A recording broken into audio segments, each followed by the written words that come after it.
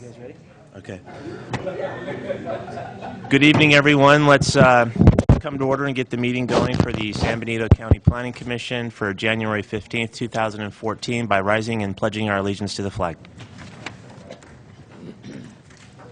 I pledge allegiance to the flag of the United States of America and to the republic for which it stands, one nation, under God, indivisible, with liberty and justice for all.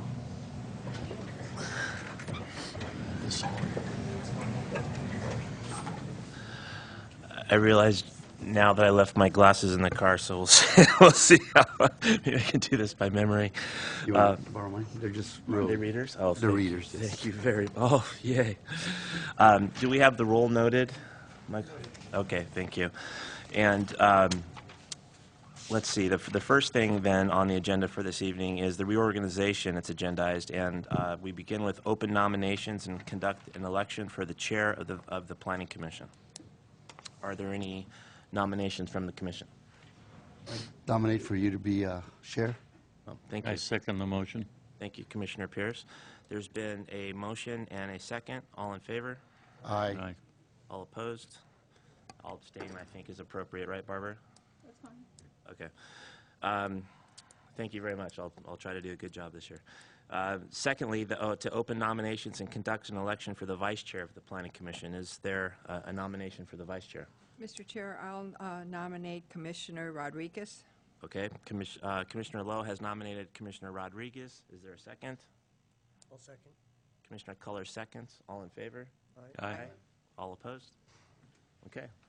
Good. Do we need to do anything with the name?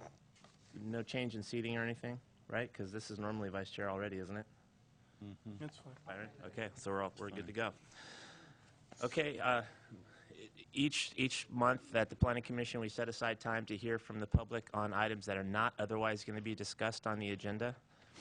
If there are any public comments of that type, now's the time. If they're not, public comments closed. The next item is the consent agenda, which consists of the acknowledgement of public hearing notice, the acknowledgement of certificate of posting, and the minutes of our December 18th, 2013 meeting. Is there a motion to approve the consent agenda? So moved. Second. Commissioner Culler moved, and I'm sorry, with a second from you, Commissioner Pierce? Okay, all in favor? Aye. Aye. Next, public hearing number 4. The owner applicant is San Benito County, and the location is 2633 John Smith Road in Hollister. And I believe we're going to hear from the director on this. Byron, is that right? Yes, thank you. This project, a continuation of the public hearing that was opened in December on this item for the San Benito County Resource Recovery Park project. The proposed project is twofold. One is to create the RRP zone, the Resource Recovery Park zone, and then the second part of this project is to then apply the RRP designation to a 30-acre site off of John Smith Road, south of the landfill. See, this is the current zoning of the general area. The zoning designation, the RRP, is going to be a combining zone.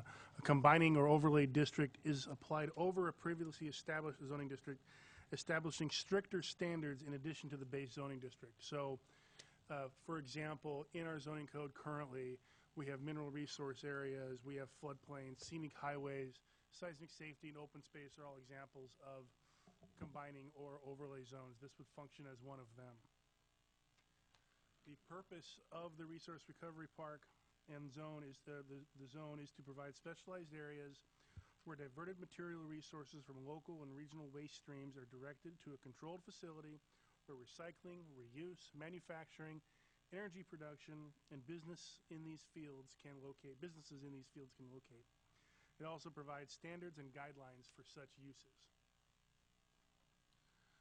The purpose of the Resource Recovery Park is economic development through materials management, facilitating job creation in the green economy, waste diversion and reuse at a centralized location, thereby reducing traffic and greenhouse gas emissions, renewable energy generation, and to provide a modern and convenient household hazardous waste and electronics recycling facility. These are all part of the EIR as well as your resolutions, the resolutions that we've prepared for you this evening. We'll talk about the CEQA document. This is a revised draft EIR. It's a program document. A program EIR is prepared on a series of actions for one large project. It establishes a framework for tiered or program-level environmental documents within the overall program. A project EIR examines the impacts that would result from a development of a specific project. So the program EIR works as a framework analysis. Project EIRs are project-specific analysis. This is a program EIR.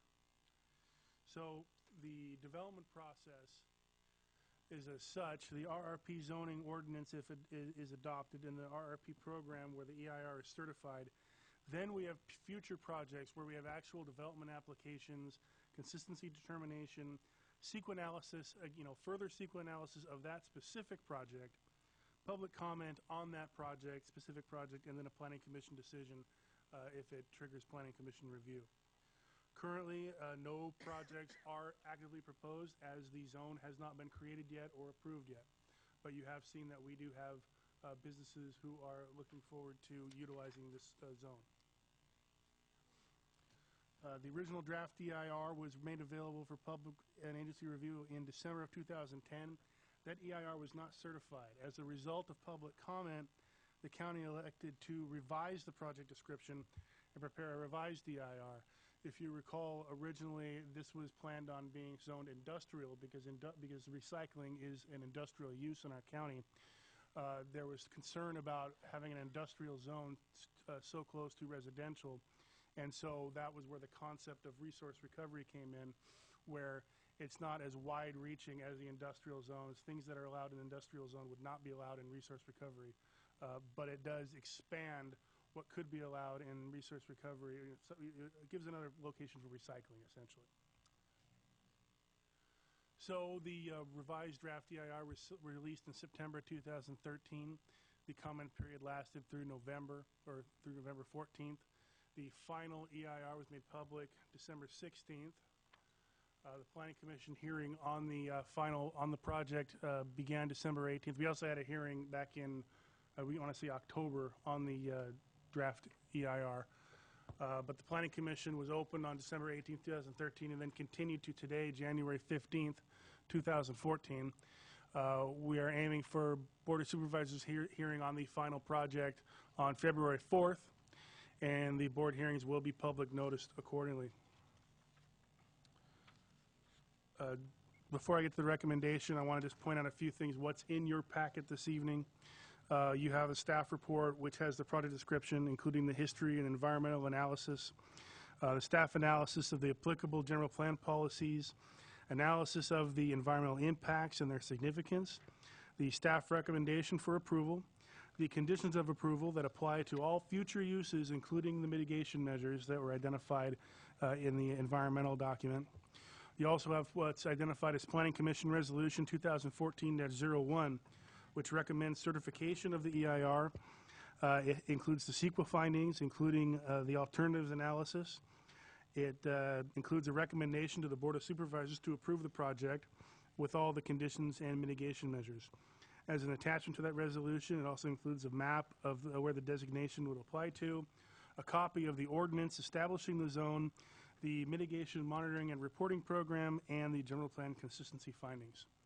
So with that said, it is staff's recommendation that the Planning Commission review the staff report, hold a public hearing, or in this case, continue the public hearing, and hear any proponents and opponents of the proposed project. Staff further recommends that the Planning Commission do the following: review the revised final environmental impact report and mitigation monitoring and reporting program, and review Planning Commission Resolution 2014-01, recommending that the Board of Supervisors approval of the new zoning district, the Resource Recovery Park overlay, and zone change 10-171, subject, and the CEQA certification, subject to the conditions of approval and the findings within the staff report. And staff is available for any questions. We also have our Public Works Administrator here if there are any questions, further questions on the status of the road. Okay. Thank you, Director Turner. And before we get going on comments and so forth, I just want to commend you and the staff for the preparation of this document. And going through it, it's obvious that it was a lot of work, and I think it was nicely done. Are there any questions for Byron or the staff at this point from the commission? Okay. Since the county's the applicant, and we normally start with the applicant, Mandy or Steve, did you have anything you wanted to add to the director's report or his synopsis? No? Okay.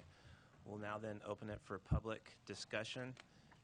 If you have filled out a speaker card and given that to Michael, we can go with the speaker cards. If you haven't, you can still come up and provide a comment. You'll just need to state your name and for the record. Do you have any speaker cards? Not yet. Is there anyone who'd like to? John? As I said, the speaker cards are in the back, but if you haven't filled one out, you can do so now or just come up to the podium.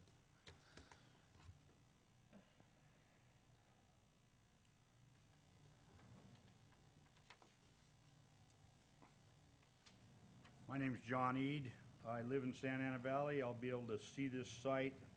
I'll probably be able to smell it when the southeast wind's blowing. But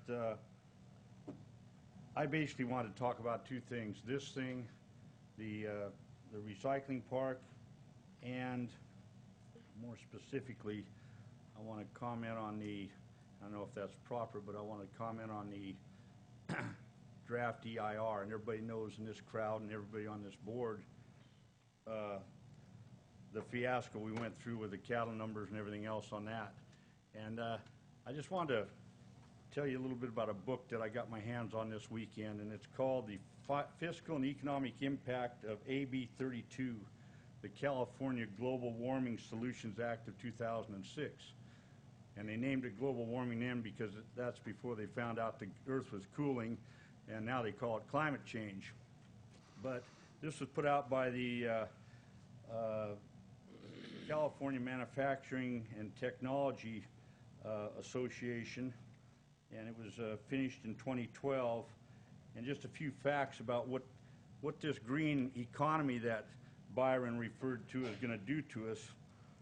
For a start, it's going to cost the state of California about $136 billion in lost jobs and business by the year 2020, which is only 6 years away. It's also going to cost us 262,000 jobs, minimum. It's going to cost every family in San Benito County and the state of California between $2,500 and $3,400 a year in additional fees and energy costs. It's going to cost local and state government $7.4 billion in lost tax revenues. The green economy, and that includes AMBAG and all the rest of these regional fiascos they're trying to place upon us, are going to decimate this county.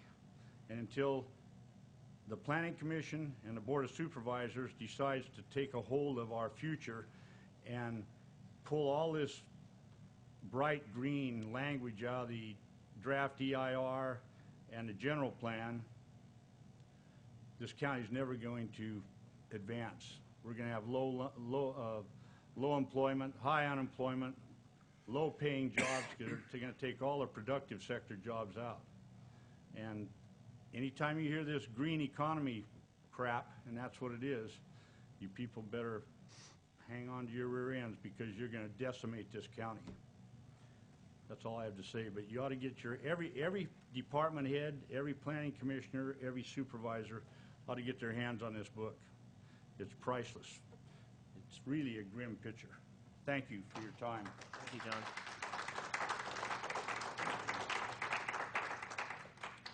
Any other speakers tonight? Yes, ma'am.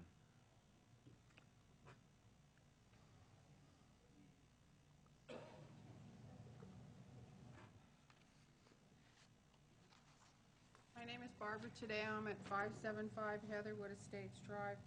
I don't know if any of you were able to see the NBC broadcast the other day.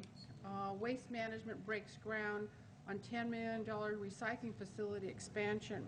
This is for San Leandro, and I brought copies of this for all of you. Okay. Yes.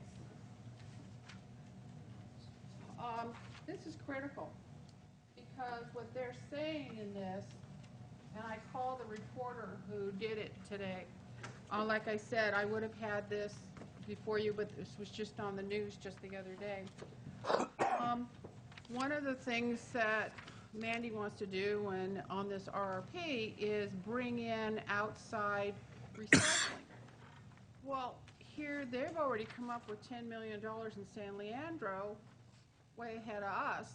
And as far as I can see and what everyone else can see is this county hasn't done anything and want the new tenants to do the work.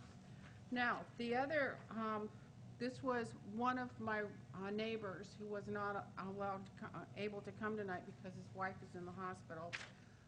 In his statement, he says it's been that any recycling will be permit which will be renewed annually. Any recycler will be responsible for his own building as well as the necessary infrastructure, utilities, parking, etc., as the county responsibly stops at the gate. With a normal 30-year finance and distribution schedule, what assurance does the recycler have that he can continue his business for a full 30 years?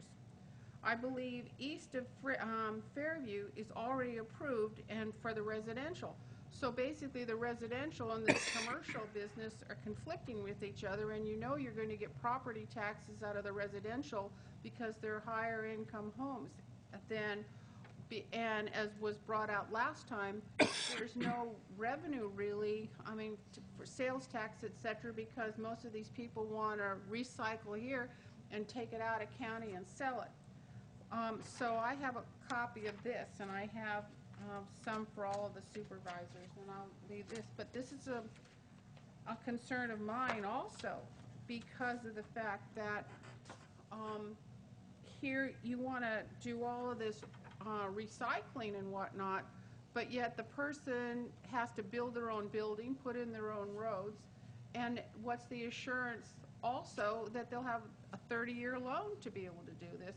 But to me, it conflicts with the new residential area that's going up.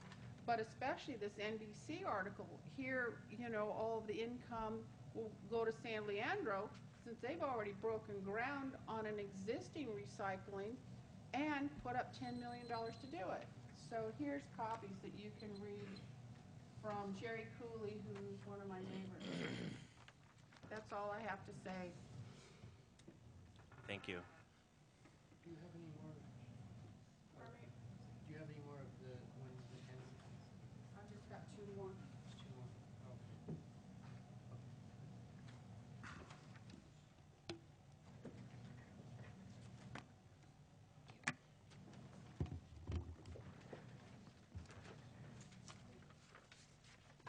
My name is Shorty Silva. I live on John Smith Road.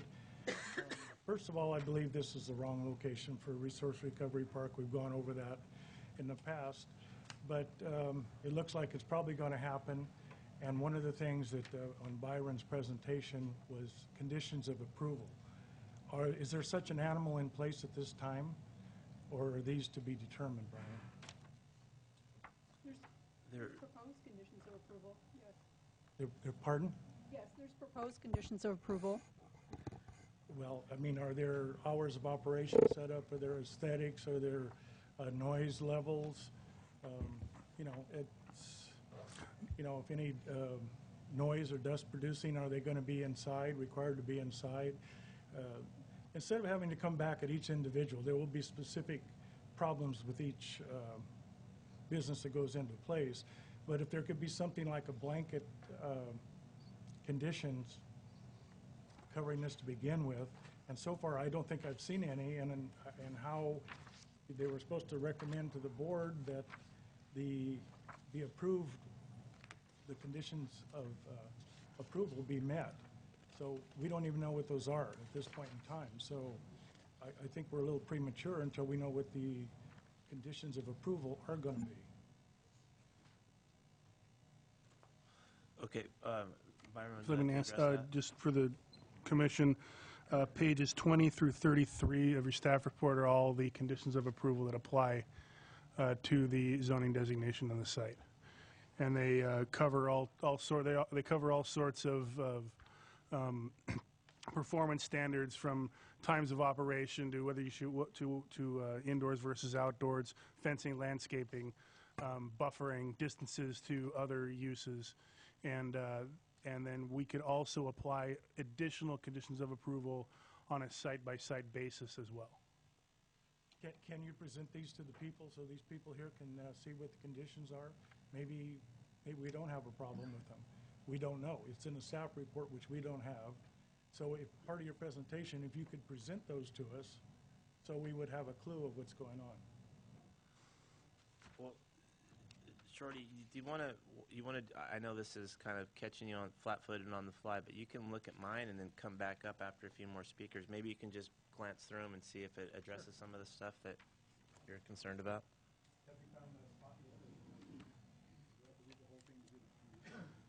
Well, It's 2035. Page 20. 20. Also, just to interject really briefly, Shirley Murphy, Deputy County Counsel. The conditions of approval are also attached as an exhibit to the proposed ordinance. So if the board adopts the ordinance as drafted, they would apply to the property. And then, as Byron says, additional conditions could be added on a project-by-project basis. Yeah, they're actually, I think, listed 3 different times in your packet there. Okay. Okay, thank you. But Shorty, after you've had a chance to look through those, if you have any more comments about them, by all means, come back up. Anyone else?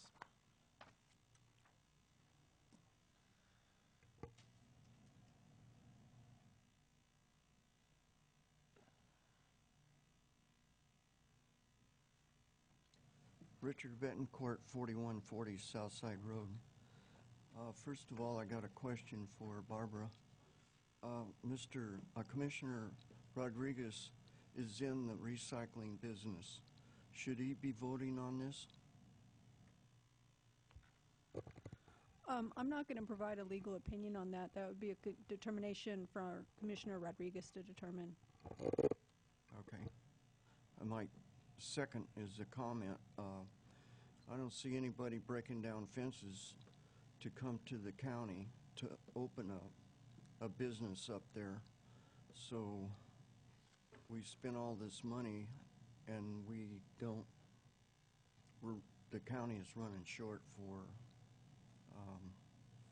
our security as far as police and sheriff and that sort of thing. So, of course, we didn't know that the economy was going to get this bad, but I think this was a bad decision. Thank you.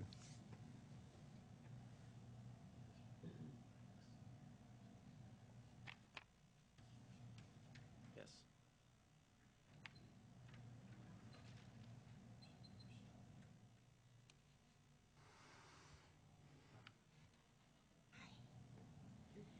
My name is Sally Silva, and I live on John Smith Road also.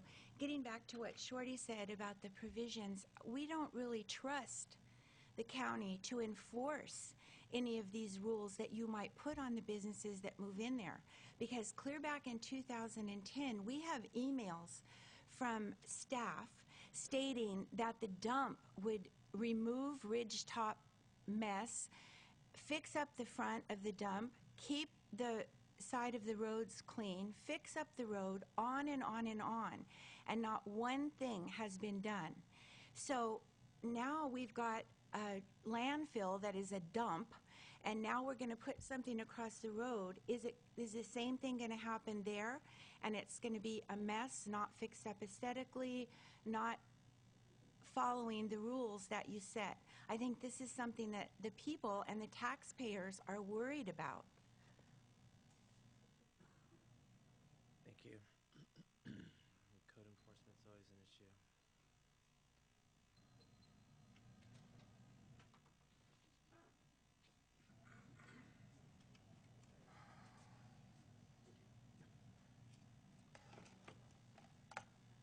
My name is Bob DeGeorge. I live at 845 Heatherwood Estates Drive. I have a lovely view of the dump from my back patio. I can watch the heavy equipment moving back and forth on that ridge top that is bare. I can hear the beep of the warning backups on a good day when the wind blows in my direction. So I can just imagine what I'm going to see if this RRP goes through. I also have about a quarter-mile view of John Smith Road and watch all the traffic that we have now going up and down, the dump trucks, the out-of-county semi-trucks, the private pickups with their trailers, with their tarp flapping in the breeze. It's really nice to sit out there on Saturday morning and watch all this activity. But more importantly, I am also the duly elected representative of 48 homes in that area, because I am the president of the Best Road Mutual Water Company, which also doubles as an ad hoc homeowners association for Heatherwood Estates and Fox Hill Circle. And I can assure you, there is not one household out there that wants this project in. And this is not a case of not in my backyard-itis. This is a case of looking at this whole project, like all the people that have already spoken here have said, this makes no sense. It doesn't make any sense economically. It doesn't make any sense for the whole BS argument. I have to agree with the other comments here, the BS arguments on green energy. It doesn't make any sense about bringing jobs in. It doesn't make any sense about bringing money into the economy. It's not going to do that. Last time I stood up here, I talked about all of this, and I said about access up John Smith Road and how other studies had been done that said an RRP needs to be in a place where you have good access both in and out so people can get in there to use it. You have to attract people to come use it just like any other business. So you tell me, why can't private business do this? Private business, I'm a firm believer in private business, even though I am a retiree from city government myself up in San Jose, fed at the government trough for 27 years, but I still firmly believe in private enterprise and private business. They can do it better, they can do it cheaper than the government ever can. And as far as, like Sally said, assurances from this board, last time I spoke here, we talked about what was going to go in up there at the RRP. One of the things we spoke about was we didn't want to have a green waste plant up there because we didn't want our neighborhood to turn into Z-Best. Well, I understand that one of the companies that is interested in going up there is now a fertilizer company. So you're telling us in Fox Hill and Heatherwood and Harburn and the other folks on the other side of the hill that we're going to have to smell that now? The other thing that we brought up before was one of the other items or other companies that were being considered or uses that was being considered was tire recycling. I brought up the fact that every once in a while those things catch fire and they go for days and days. And now I understand that one of the other companies looking into moving into this so-called RRP is a agricultural plastic recycling. Well, guess what? That burns just as good as the tires. And we're talking about emergency services. What emergency fire services, what facilities are going to be put in by the county at the taxpayers' expense to run lines up there and hydrants so that we have emergency fire response? Or are we just going to rely on the city and CDF to bring their tanker trucks up there, which I'll guarantee will not be enough water to put anything out? This has been going on for 4 years, 2 EIRs. I have one final question for you good people up there on the dais. How much more taxpayer money is going to be wasted on something that the people of this county don't want? Thank you for your time.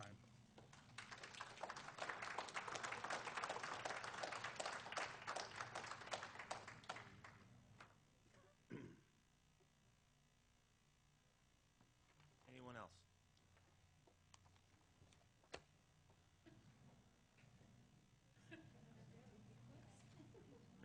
Ma'am, Pam in the back, you can just come forward and sit up here if you'd like. It'll save you some time in wandering through.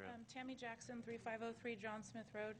I'm sure you guys are all sick of seeing my face. It's been since 2007 that the inception of the RRP project has come in. I have to say that I have never seen one resident stand up in the entire time since 2007 in favor of this project. And at one meeting, we have over 70 parties that were in opposition of the project.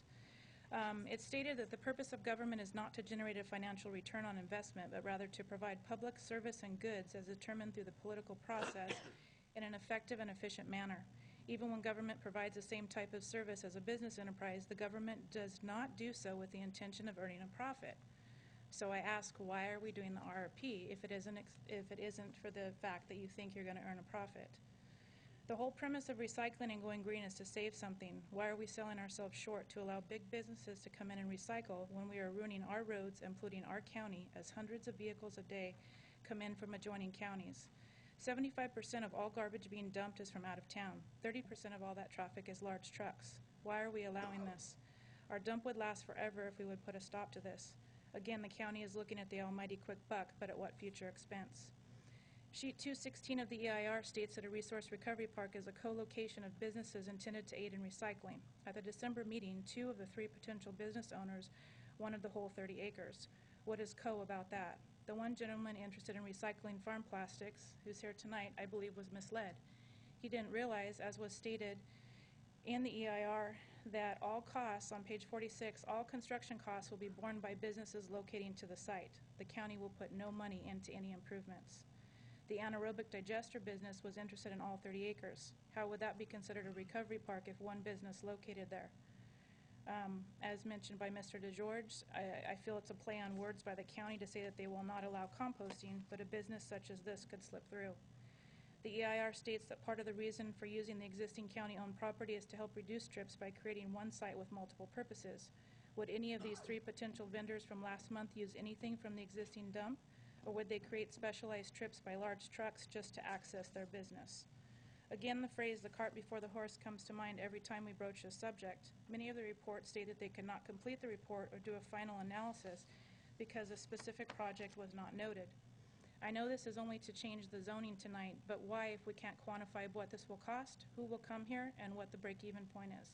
Please don't tell me government does not need to do this. As a small county already in financial woes, how can you as a board not take that into consideration?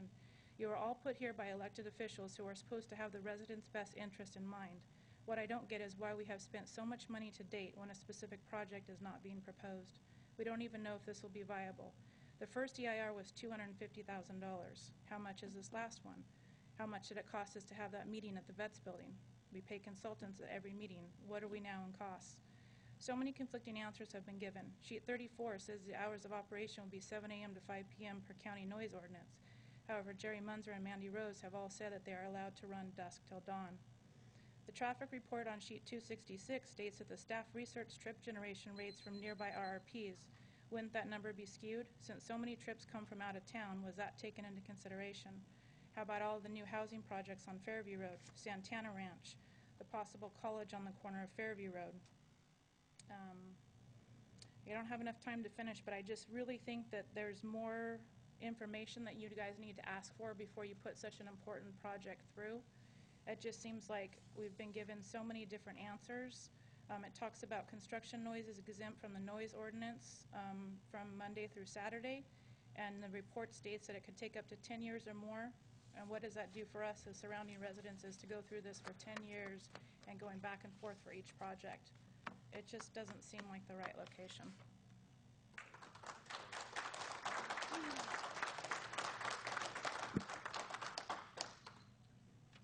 Do you have an elected representative of your group?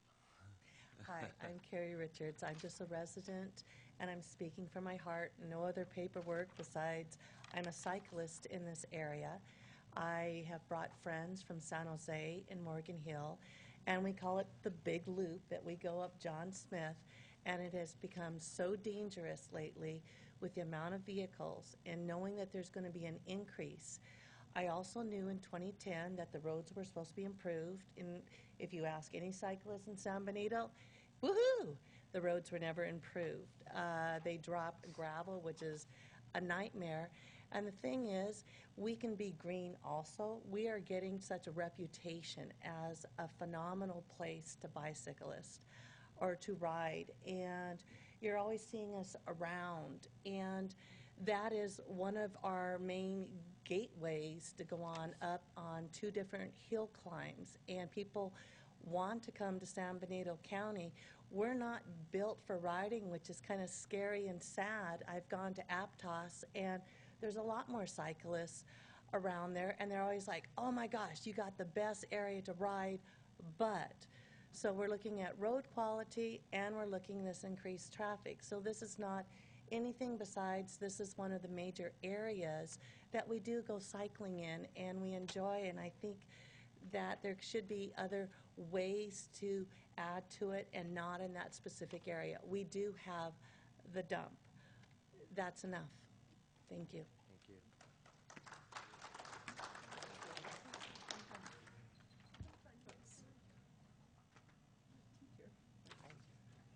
Hi, I'm Brenda Smithy, and I also am a cyclist. I'm also hoping with a little bit of luck to be living right off of Best Road, so this will affect me 2 ways. I'm concerned about the traffic, and the roads already are in real poor quality. They're already very narrow, and there's a lot of traffic and trucks going both ways, and I just feel like it's dangerous. And especially without any road improvements, which there's no promise because there haven't been road improvements, or the road improvements that have been done is, again, they just throw a little bit of gravel down, but that doesn't improve the road at all. It really doesn't. There's already so much dust that is kicked up. I mean, as a cyclist and someone who's breathing the air, when a truck goes by, the dust that comes up is blinding. It gags you, it blinds you, it's not safe as it is. I don't see how they could possibly widen the road because it kind of drops off. Well, you've got a hill on one side and then it drops off on the other. And they would need to widen the roads a lot in order to accommodate for more traffic. So that's all. Thank you. Thank you. Hi, my name's Peggy Churchill, and I as well am a cyclist here in Hollister. One of the biggest things we brag about when we're getting on our bike, going out the back door of, I live in Ridgemark, and I just feel like I am blessed because that ride, John Smith to Santa Anita or Santa Ana Valley, is an amazing ride. And my question to you guys is, how many deaths is it going to take on that road before you realize you made a mistake by putting that out there? That road is used a lot by cyclists, by people that walk. It's not safe. There's no room to put big trucks as it is. That bend, take your car and take a drive out there and really look at it. I'll get the group of cyclists and we'll ride out there. I mean, granted, we're cyclists and we probably shouldn't be on the road anyway, but we are taxpayers in this county and we love that road. And I brag about Hollister and how lucky we are to have this beauty here, and it's going to be gone. It's going to be gone to what are we going to really get, what are we going to benefit from it, you know? So, thank you. Thank you.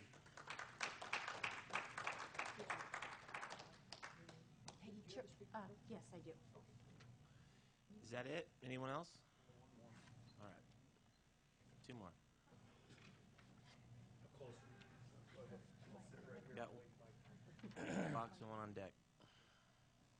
My name's Paul Levy. I live on Fox Hill Circle.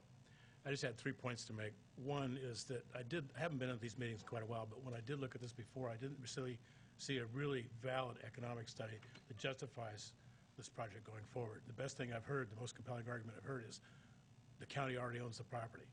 Well, that doesn't make good economic sense to me. That doesn't seem like a good enough justification. The second thing that occurred to me as I was driving home from Gilroy not too long ago was I was following a big truck. And across the railroad tracks there past Zebex, and I noticed this truck looked like it was probably going to a landfill.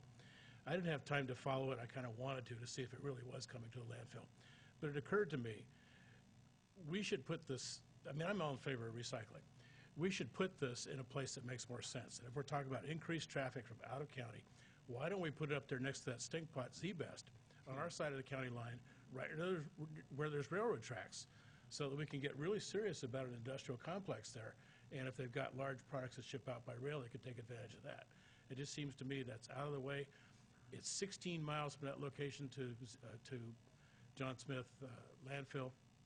If you think about that, for all these trucks that are coming from out of town, that's 32 miles of round-trip traffic that you could save. That's an environmental benefit right there. The final thing I want to say is that I'm not a cyclist. I probably should be, but I do drive a relatively new electric vehicle, and it has relatively low-profile tires on it. My wife's car also has low-profile tires, and for many years, we would drive down John Smith Road to get home because it was a little bit shorter and quicker. But after several years, 3 or 4 or 5 years of fixing flats on her car, time and time again, I just like, this is crazy. But then one day, my wife decided she wasn't going to drive John Smith Road anymore. And guess what? It hasn't had any more flats. And then I was talking to Steve Wittry, I don't know, a year or so ago about this, and he was confirming that they actually drag a magnetic rake up and down John Smith Road once a week to pick up all the nails. So tell me, do we really want more of that kind of traffic? Thank you. Thank you, Paul.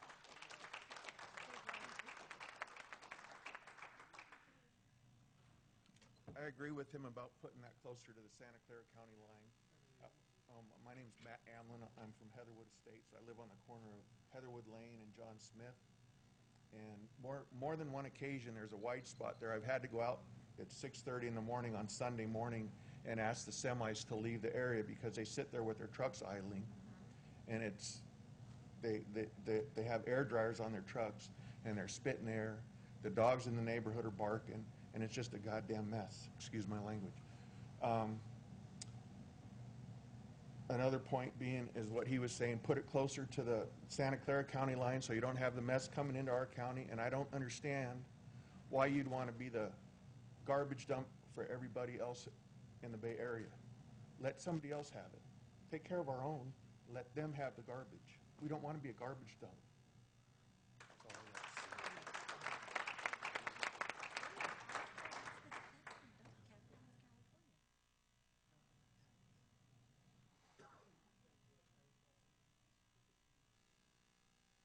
My name is John Bassanese, and I live one of Matt's neighbors. I live right on the corner of John Smith and Heatherwood Lane.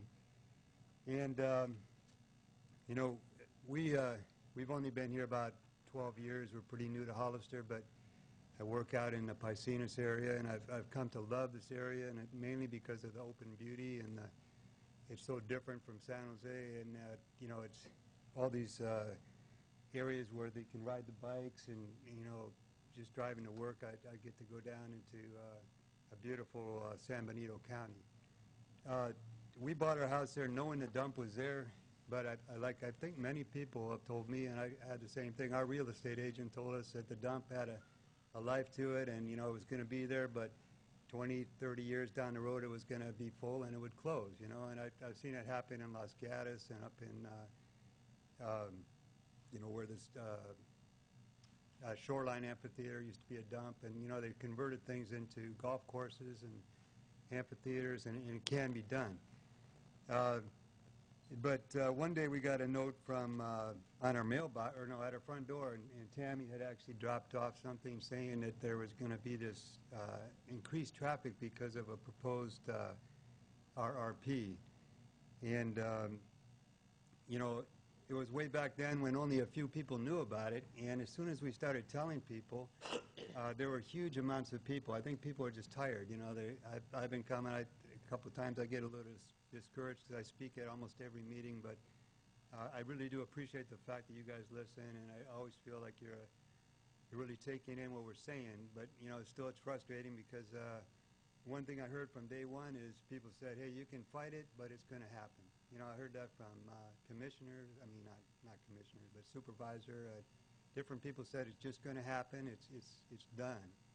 And, you know, the way I look at it, I believe in the people here. I believe in the fact that everybody that's come up here that I've ever heard, I've never heard someone come up here and speak for the dump, and I really begin to wonder.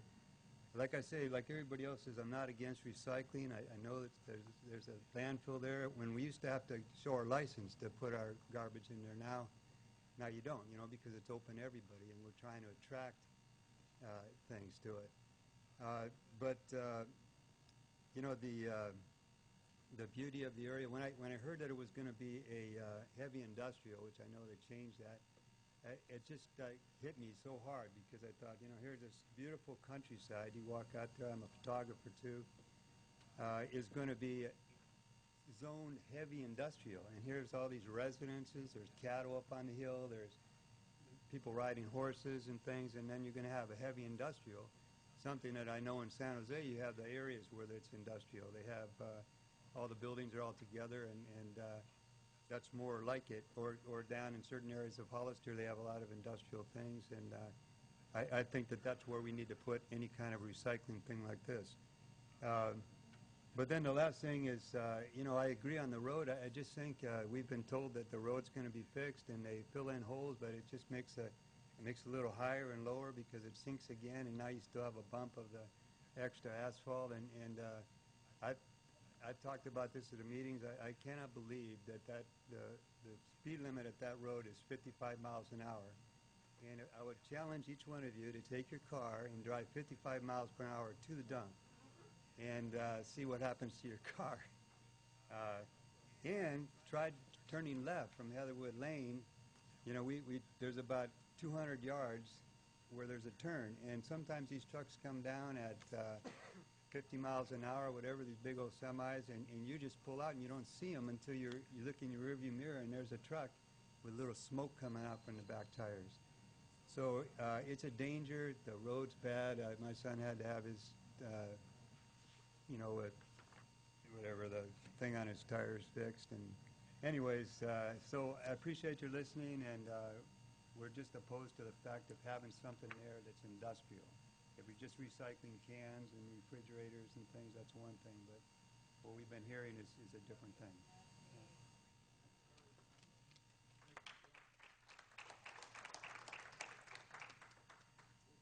I don't have a slip. I'll fill one out. My name is Rudain Arafay. I live off of, I live in Heatherwood. We just moved here about 6 months ago. This is my first time in this format, so I appreciate the audience. My wife made me come. I'm the CEO of a high-tech company in San Jose, and I'm trying to figure out what are we solving for? Why is this proposal? What is the problem that we're trying to solve for? Is it to increase revenue to the county? Is it to increase jobs? What is the problem? What are we solving for? And I have not heard the answer yet. So I don't know if this is the right format to ask that question or not, but what are we solving for by having this proposal? Are you guys looking to increase the revenue to the county? Is that one of the answers? Is it additional jobs? If it is additional jobs, this is the worst kind of jobs to ask for. The reason why is you are building an environment that attracts very low-paying jobs. What you should be doing is attracting high-paying jobs, not low-paying jobs. The low-paying jobs comes with pollution, traffic, congestion, problems, lawsuits, all kind of things. What you should be aiming for is stealing some of the high-tech jobs from 30 miles up the road from Santa Clara County. Very capable of doing that, very close, attractive real estate value, attractive taxes, attractive everything, open space that we moved to Hollister for that. So to me, if you're looking to increase the number of jobs in the county, you're looking to increase the wrong kind of jobs. If you're looking to increase the revenue of the county, you're also looking for the wrong kind of jobs and for the wrong kind of businesses. Frankly speaking, the best recycling business is nowhere near as profitable as the worst software business. So think about that. 30 acres, the proposed, from what I heard tonight, and I'm ignorant to the facts, so I have not really decided exactly what this is because I haven't heard what you guys are trying to solve for. But 30 acres, if you can attract high-tech business into 30 acres, the amount of revenue to the county is astronomical. Instead of $20 an hour on average is what these recycling jobs are going to pay, let's say 30. Let me be very generous, $30 an hour. An average software engineer in Silicon Valley, and I have a building full of them, makes $150K a year. What do you think is they're going to do with the $150K? They're going to buy houses? They're going to buy cars in the county? They're going to go out to dinner? They want better neighborhoods? They want better schools? They want better fire department, better security, and so on. So that money is going to be spent in the county. So I still haven't figured out what exactly it is. I haven't decided exactly whether this is a good idea or a bad idea. But I really be honest with you, if I was going to attract jobs to the county, this would not be it. Thank you.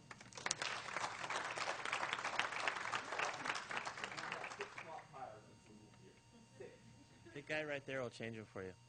His name's Paul. Anyone else? Oh, yeah, Shorty, did you have any further comments? I forgot about you. Thanks for raising your hand. Okay, sure. Did you have enough time to look through those? A little bit? Okay. I'm sure you can get a copy from staff or... The only thing on there that's not pretty vague is the hours of operation, 7 to 7, which I think is a little longer than necessary. It said the county shall consider adopting architectural guidelines.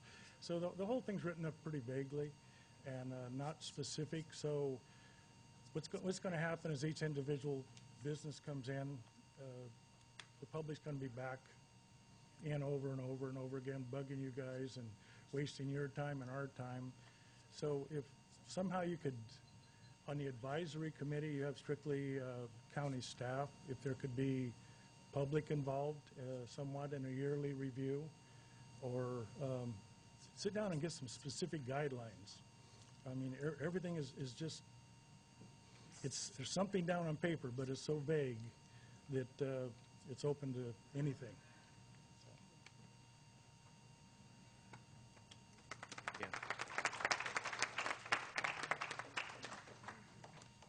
Okay, is that it? Looks like it is. Public, yes? I just make a reminder that any speaker who didn't provide me with a speaker card, provide me with a speaker card when the meeting's over. What was that last part? Just for the record, I'd like to ask for speaker cards from the speakers that didn't provide speaker cards. Okay, just yeah, for the 'cause record. he has to take notes and put it all on the record, so that would be helpful. Okay, with that, public comment is then closed. As a footnote, you heard the director say at the beginning that this was a continuation of the public comment that we've had meetings prior, so this is it for the Planning Commission. Before we return the conversation to the commission and to staff and questions that the commission may have, I was thinking about whether I should make this comment or not, but I want you all to know that we're listening to you and to your concerns and so forth, but and we're all aware of this, but one thing that might be helpful for you is to realize that what's being asked of us by staff and by the county right now is to make a recommendation to the Board of Supervisors. We're not deciding anything tonight. It's a recommendation. And as to a lot of the issues I think we heard tonight, like location, why doesn't it go closer to the county line, why do we need something like this anyway, economics, job creation, all of those types of issues, that's all Board of Supervisor types of issues. We're a planning commission. We decide planning and EIRs and draft EIRs and mitigation measures and conditions of approval. That's the role of a planning commission. So at the conclusion of tonight, either way it goes, you'll be given information about the Board of Supervisors meeting, I think. Byron, in your presentation, you said it's your goal to have this go to the board on February 3rd, was it? February 4th. February 4th. So a lot of the concerns and comments and so forth that we listen to, but they might be heard better or by a board that can do something about those things with the supervisors. Just wanted to let you know, though, that we were listening. And Mr. Chair, one more item to that February 4th. I've actually been asked to agendize it for the next board meeting to give the board an update on this item. So everyone in the audience, this will be, even though it won't be a decision item for the board, it will be agendized to discuss at the board at the next board meeting on the 21st. Okay, good, thank you. The board meetings are at 9 a.m.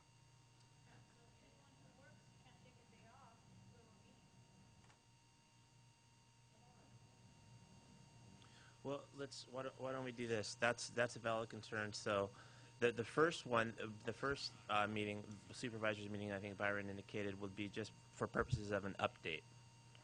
So that may not be the end of the world if you can't attend an update, because that will consist of the director just providing an update to the board. As to the substantive meeting, where the decision may be made or a vote may be asked for, perhaps you can pass along to the chair of the board that there's been at least some comments of maybe having a special meeting after working hours or something like that, or see if they can accommodate that in some way. I don't know. Something we can include in our report, that there was concern about the time of the meeting. That's right. Okay. Very good. Okay. Having said all that, are there questions, comments from the commission? Commissioner Pierce, shall we start with you? Do you have anything? And I always go first. Go ahead, Pat. Okay. Commissioner Lowe? No, I think that, I want to thank everyone for being here. We've certainly taken a lot of testimony on this. I do, the conditions of approval, I think that's an interesting idea. Mr. Silva and I wanted on the record that I did speak with Mr. Silva today. And we did talk about the conditions of approval. And I did talk with staff afterwards. And I do believe that the conditions of this project, or of the conditions of the overall application for this need to be somewhat general, because moving down the road, specific conditions per business trying to come in or locate need to be more specific, and you can't, it's not cookie cutter is I guess what the best way to explain it. And I believe that we have to have the original conditions to be general, and as businesses come in, and the conditions have to be tailor-made for those businesses. And it Wait, no, hold on. I we am can't. talking about conditions of approval. Wait, no, stop. We're not going to do that. We can't have, this isn't the Phil Donahue show. The public comment's closed. If you'd like to speak with Commissioner Lowe after the meeting, you can do so, but she's just now providing her feedback, having listened to the public comment. Okay, and I am saying on conditions of approval, this is how I feel about them. There's been no vote taken. I don't know how the vote's going to go. There's 5 of us up here. We each have a vote.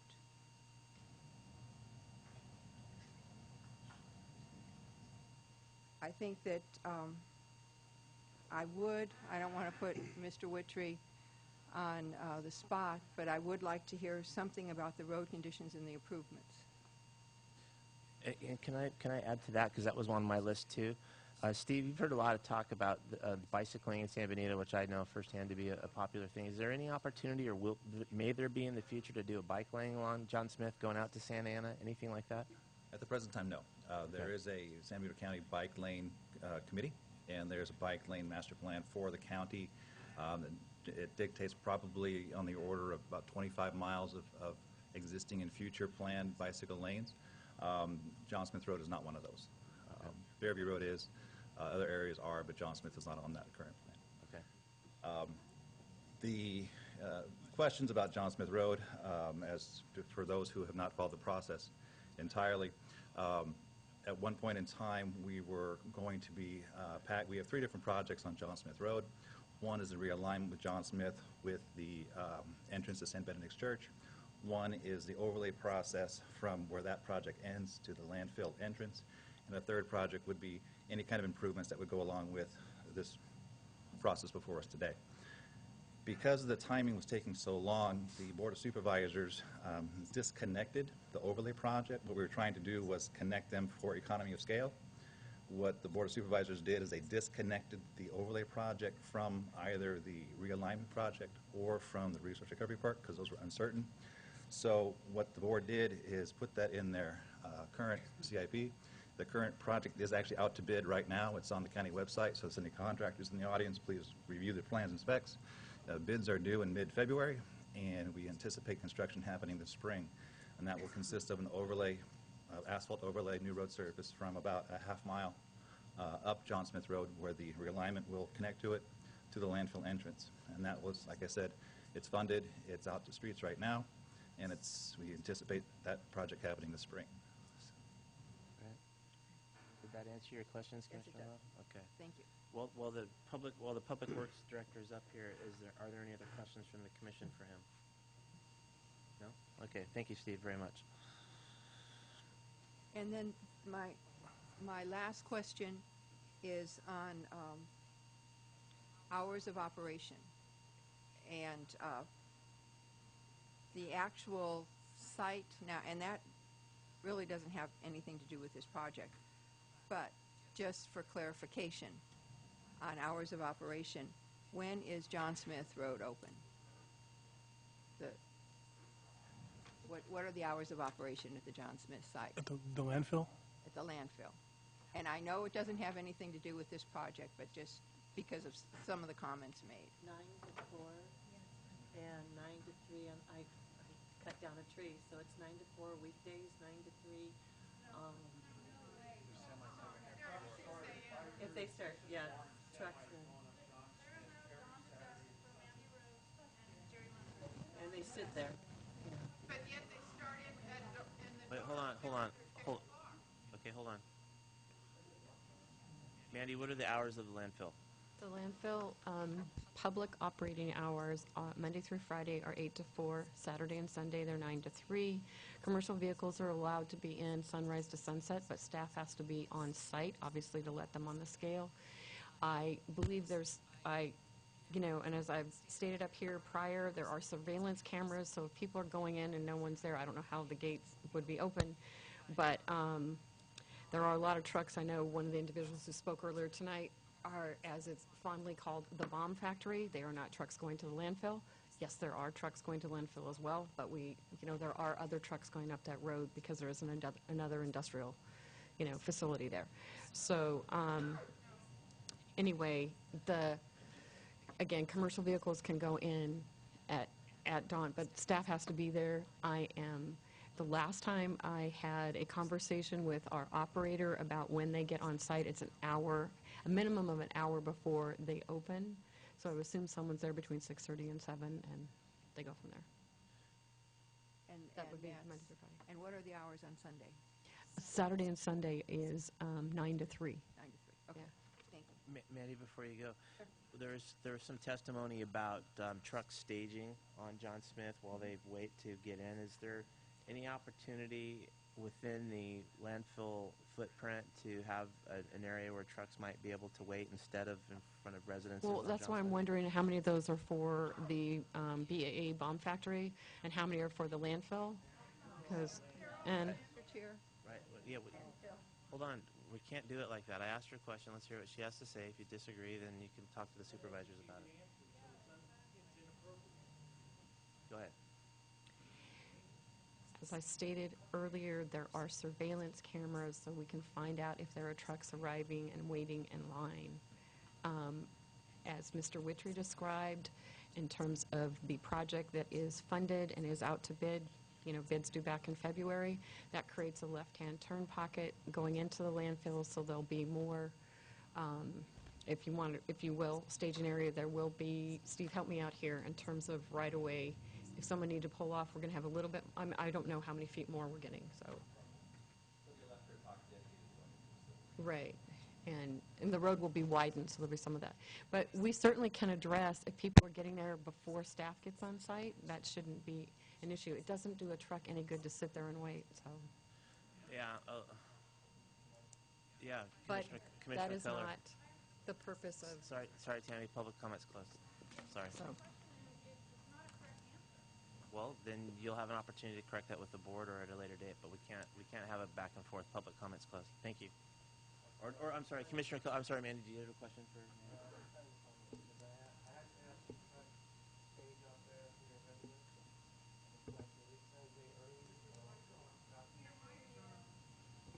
Sorry. What I said was I have seen trucks stage out there, and it looks like what they do is they leave San Jose early to beat the traffic, and they get out there before it opens, and they park and wait for it to open, and then they go in. Right. So that does happen. What the Yeah, residents say. it happens with produce companies too in the San Juan Valley. A lot of trucks that are doing pickups and so forth will have a designated time when they're supposed to be at the facility. They get there ahead of time, then they have to wait on some other roadway. So that might be something that we or the board needs to look at, is creating a staging area aside from the left-hand turn pocket. That might not be adequate. They're parking on my property. That corner is on my deed. Right. Pull in there. There's one guy in particular that parks there almost every day and sleeps for a half an hour. Right, I get it. have pictures of, I know what the difference between a garbage truck is and a produce truck. No, I know. I totally understand the issue. Believe me. Okay. I wouldn't want to live there and listen to that. I'm sympathetic to what you're saying, and I'm trying. I am. Okay. Mr. Chair. Yeah. Okay. Commissioner Pierce. Just in the interest of clarity here, Mandy, this is for you. You mentioned a bomb factory out there. Are you talking about FMC, and are you talking about a test facility, or are you talking about a bomb factory I don't know about? BAE. Okay, could you go back to the podium so we can get you on mic and we do it all correct like we're supposed to?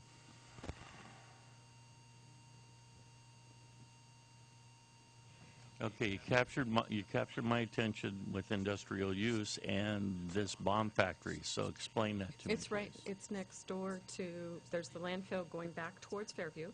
The landfill, Mr. Lima's property, and then BAE owns that property.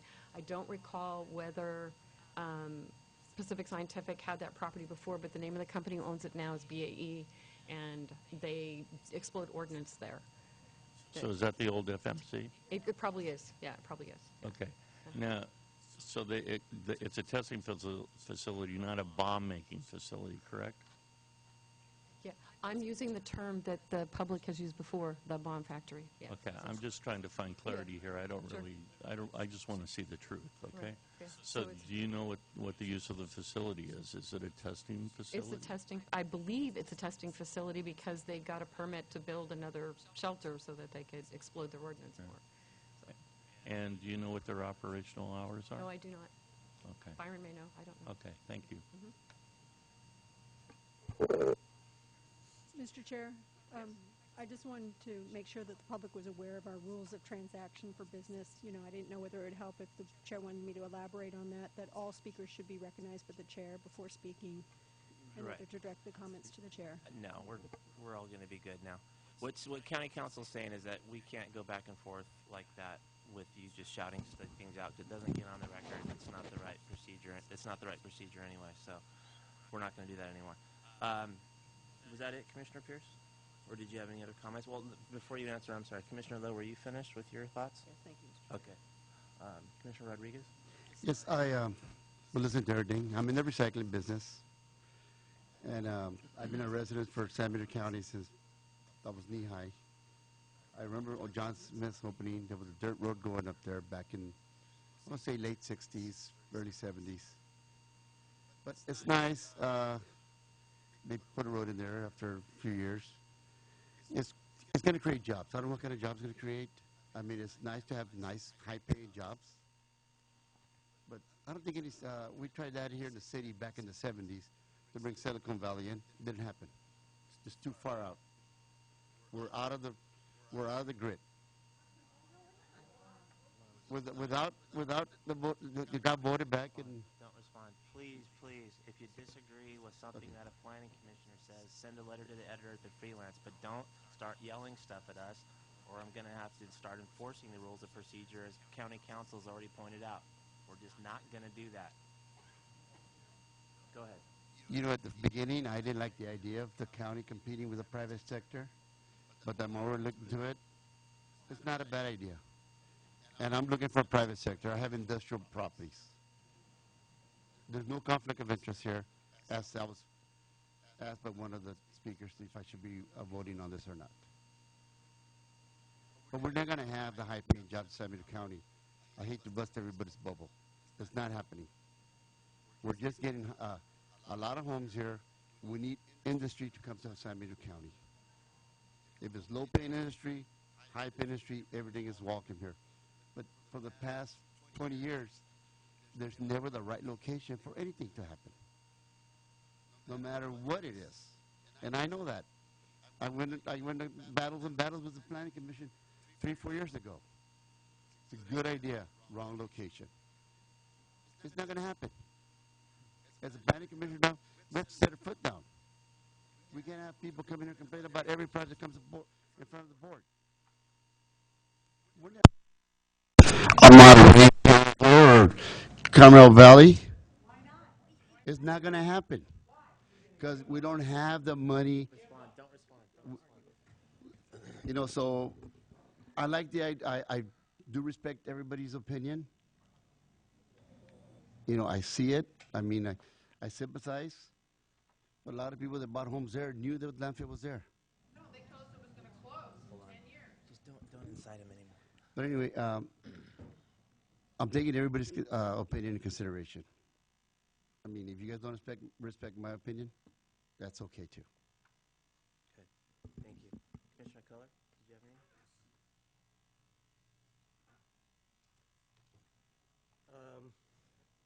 I think my only comment to the public would be that my goal with this thing would be to make sure that whatever goes in there is safe for the environment and the residents, that we divert materials out of the dump. I think that's the purpose of it, not to bring in new industry and put it in a place where it's not really appropriate, like some of the people that came and said they wanted to open a business there last meeting. I didn't feel some of those were really appropriate for that area, but I feel that the opportunity for the location would be to divert materials from the dump and get them back into the, back out into business instead of burying it. So, and I do understand all the concerns. There is one of the conditions. I don't know if I can find it quickly, but it very clearly said no composting. That was, directly from earlier meetings with the public and them not wanting another Z-Best out there, which I totally understand. The biomass people that we're talking about, the way they wanted to do it, isn't anything like composting. I heard one comment today that sounded like they were comparing them, but anyway, that's all I have. Thank you, Commissioner Culler. Commissioner Pierce. Yeah, we've been doing this for a while, huh? So, and it's nice seeing you all again. And we really do appreciate your comments, and we really do listen to you. As far as the county goes, I feel that we should aspire to be Monterey County, or we should aspire to be Carmel, or any other place. Or any other, that's what planning's about. Planning is about deciding what you want to be when you grow up and taking little steps one at a time in order to get there, okay? I do feel that this project, I feel that zoning is a good zoning to have. I just feel that this is the wrong place for that particular zone to take place because it's too far out and it's in a grazing ag area that's inconsistent with that type of zoning. And that's why you have certain zoning areas and segments, and that's why you don't mix ag with residential or heavy manufacturing right next to residential and stuff like that. I feel this is a bad location because of the zoning mix. That's basically why we're up here. We're up here not to talk specifically about the projects currently, because there are none. Okay, what we're really here for is about the EIR and about the zoning of the particular use. Yeah, it's very convenient that the county owns the property, but I don't think that that is a good enough reason to change to this particular zoning type or lay this overlay in that particular area. I'm for the overlay. I think it's very good, and I think it expedites the overall RRP. And I understand, too, that state mandates that we get down to a zero trash level in the future. And I think it's 2016 or something out there, pretty close. But I just feel that this is the wrong area for that. And we could find a better area again, maybe to the north off of 25, and Z-Best, across from Z-Best or somewhere in that area, might be better, just because it's closer in location, there's less impact on the roadways through the county, especially the smaller roadways. I see a lot of other potential areas that I think this would work better in, and maybe make us a little bit more like Monterey or Carmel. So.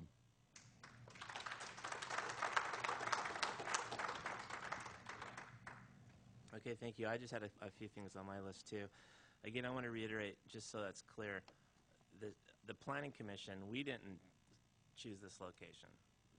We had nothing to do with that. The County Board of Supervisors chose this location, and I think it was unanimous, as I recall, 5-0. So if there any of the location arguments should be addressed to the board. Any of the economic need for a project like this, addressed to the board. We don't handle any of those issues of economics or any of those things. Those are all decisions made by the board.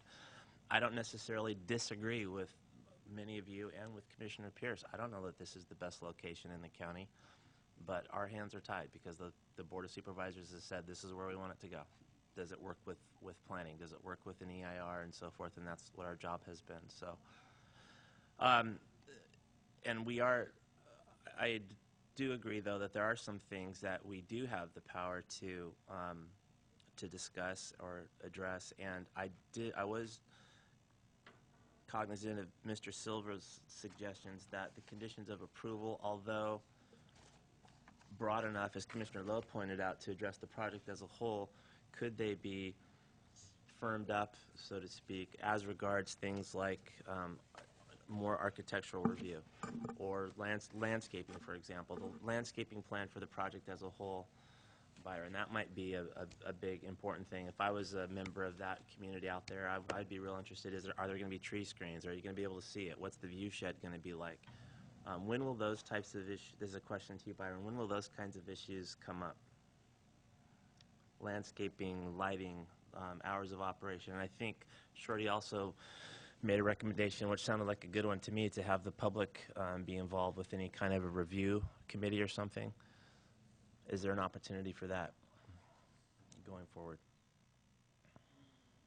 The ordinance as proposed states that landscaping should be used to define areas by helping to focus on entrances, buildings, parking lots, loading areas, defining the edge of various land uses, and providing screening for outdoor storage and loading equipment areas.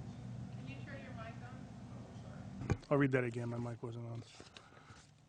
Landscaping should be used to define areas by helping to focus on entrances to buildings, parking lots, loading areas, defining the edge of various land uses, and providing screening for outdoor storage, loading, and equipment areas. So that is a standard that we'll be looking at with each project that comes in.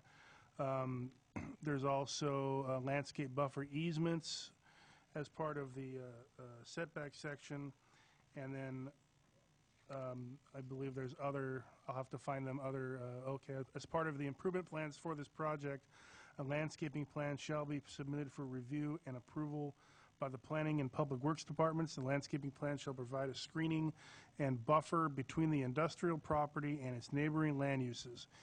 After implementation of the approved landscaping plan, the plants that shall be maintained plants shall be maintained in a neat and attractive condition. Drought-tolerant and native plants and trees shall be used within the landscaping plan. So those are 3 locations currently where it addresses landscaping. Excellent. And that third one I'd submit is the third one of the 3 that you read, I think, is the most important, perhaps, for the members of the community. And as I heard you, so that's administrative review? You said submitted to Planning and Public Works? Yes.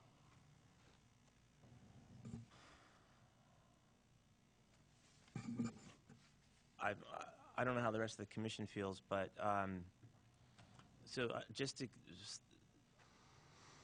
in case I'm tired, I'm sorry. In case that was a little bit obtuse to any of you, so if this, upon the recommendation of the commission, does go to the board, and if the board approves it, one thing that I'll give you a tip. One thing that you might be real concerned about is the landscaping around it, i.e., tree screens, vegetations, things that can be done that make you not see it, make it not be as onerous as you're riding your bike down that road. Maybe it looks a little nicer if you live nearby and you're looking that direction. Maybe it looks a little nicer. So that landscape plan might be something that you might all want to look at. As it stands now, as it's written, it's going to be approved administratively, which means by planning and by public works, and the public, i.e. you, won't have a chance to look at it. So one of the options would be to have the landscaping plan be approved by the Planning Commission, perhaps on a consent agenda item. Is that possible? That's possible. The landscaping plan, the condition I just read, the one you're referring to, this refers to the entire site. Right. So The perimeter of the site? The perimeter of the site. Right. And then the other conditions I was referring to would then apply to interior landscaping, as well as any additional, if necessary, depending on the specific use. Right. And I think the community there on John Smith and Mhm. Heatherwood and so forth would be more interested in the landscaping around the perimeter than they would about what happens inside. So I don't know, is this a concern that's ringing on good ears here at all? Or? Yeah, but my concern is this: who does the enforcement of this? The county. The county does. Yes. Okay. Now, this is already one of the conditions of the current landfill of green screening and other stuff. I've been out the road. Have you seen any? Okay, so enforcement isn't happening. And if we can't be good stewards of our own landfill, why the heck would we continue to be good stewards of the RRP across the street? Sorry. No, I agree, but then it's circular reasoning, because therefore don't put in a requirement at all, just because we have an issue with enforcement. I mean, code enforcement is always a problem, mainly because of resources, right? It's Stacy Watson. Well, a lot it's of it, one yeah. person trying to Yeah. enforce the codes of the entire county, from Bitterwater to the Rappazzini stack. So enforcement's always going to be an issue. Just But to make it sure seems to me to be a separate issue. Hold just one sec. For right now, my question is, should we do more in Be terms of the stricter and added requirement? in. Yeah. And I would agree to that. Okay. Yes. One comment, Dan. Yeah, sure, Jeff. If there's a landscaping plan as part of the, that's part of the production drawings, then, it has to be met before the place can get finalized anyway. I mean, that's part of the, Right. that's part of the inspection process. Sure. So it's not really an enforcement issue as much as getting the final on the project by building, the building department. Oh, okay. Good point. I have one more comment. If this gets through, I mean, I do have concern for the citizens there. Maybe it should put conditions on the clean air trucks going in there, so they don't leave off so many emissions. I mean, that's something the Board of Supervisors can impose on all the trucks going up to the landfill or the new industrial park. Yes, the clean air requirement or landscaping plans also are both items that, if the commission wishes, they can recommend that the board consider as conditions of approval. Commissioner Lowe, do you have any Mr. Chair? thoughts? I think it might be helpful, and maybe it'll help some of the people in the audience, that if this does pass, that we review it in a 6-month or a year period. And then at least the public knows that if there's problems, they have some recourse to come back before us or the Board of Supervisors. Maybe it's better to go directly to the Board of Supervisors, but we could certainly put a condition on it that within a certain time period, it would come back. Yeah, that's an interesting point, Byron, and we have done that in the past with, as a matter of fact, with landscaping, that paintball facility and so forth. Is there an opportunity with this application to do an annual or every 2-year review? You could, right now, there is a condition of approval requiring a yearly site inspection. You could link a requirement to report to the Planning Commission or Board as part of that condition, or add another condition that says an annual report shall be submitted to the Planning Commission regarding the compliance with the conditions of approval on the Resource Recovery Park. That'd be fine. Do you like that letter? Yes. An annual report to the Planning Commission? Okay. Would it be the Planning Commission or the Board of Supervisors? I think it'd be to the Planning Commission, and then if maybe, what I would think is that it goes to the Planning Commission. If there's a problem, then maybe it goes to the board. Take it up to the board, But if okay. everything looks good, then it could stop with us. That's fine. So let's just do a quick straw poll on Commissioner Lowe's modification to the conditions of approval. Well, first, I guess, would be a straw poll on mine, which is that the landscaping plan itself, for the perimeter only, consistent with the community's concerns, be something that is submitted to the Planning Commission for approval on a consent agenda and then that would allow the public to see it and provide comment if they wanted to. And just to address the concerns that's coming out about previous conditions, and I really shouldn't be speaking about the landfill at all, but that condition is on a landfill expansion which hasn't taken place yet. So prior to the landfill expansion, that landscaping will have to take place. Okay, great. Clarify. Okay, so the landscaping plan for the Resource Recovery Park would come to the Planning Commission for approval. We could do it quickly on the consent agenda, just pass it if it looks good. If not, we could pull it. If the public has a chance to take a look at it, and they say it's not enough trees or it's not going to screen anything or whatever, then we could pull it and talk about it. But the whole point is that it would be Planning Commission approved. Fine. Do you all like that idea? Mm-hmm. Okay. So there's that as an addition to the conditions of approval, Byron. And then secondly, the Commissioner Lowe's suggestion that an annual report regarding compliance be provided to the Planning Commission. And if the Planning Commission sees cause for concern, then we would make a recommendation to the board for follow-up or what have you. Okay? Okay. Great. Bicycle lanes and the road we already talked about. I think that's about everything on my list. So, anyone else have any further comments or questions? If there aren't any, is there a motion? And before there is a motion, this is as far as motions go, this is one has a lot of parts. I'm sure Barbara has her pen out and she'll be ready to, or Shirley. Or can you maybe, unless we have notes, can you maybe say what the form of a motion should be? Well, to the extent that the commission decides that they want to amend the conditions of approval, which are part of the ordinance, we have a court case where an ordinance was invalidated because the Planning Commission directed changes on the record. The changes were made to the recommended ordinance, and then they were made as directed. It was taken to the board, but it didn't go back to the Planning Commission for one more final look, and yes, this is what we meant, we'll approve it as is. So if you want to change conditions of approval, you're going to need to bring it back for a final blessing before it can go forward to the board. And to the extent any of those modify any mitigation measures, I don't believe the two that you mentioned do, but if they were to tie into a change to a mitigation measure, we would also need to add some findings under CEQA regarding the adequacy of those changes.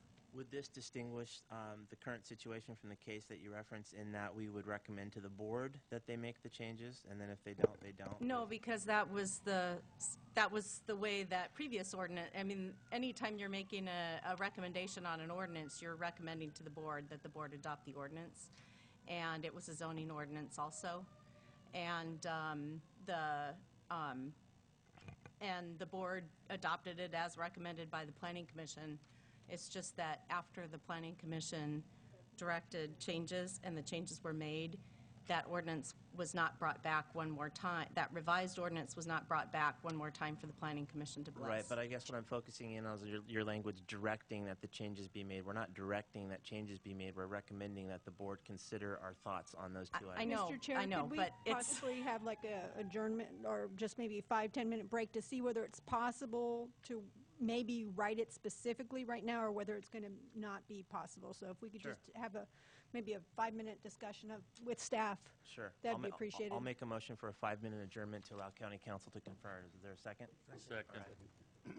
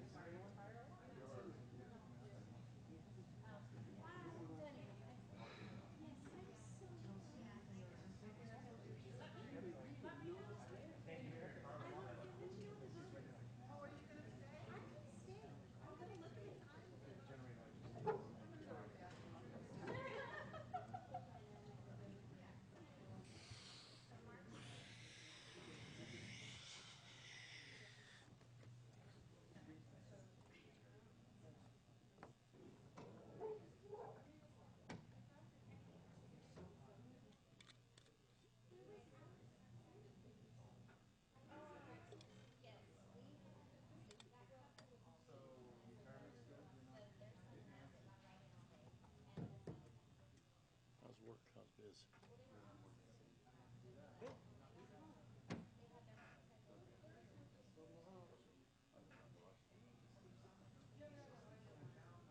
Doing a lot of the work, all the trades myself.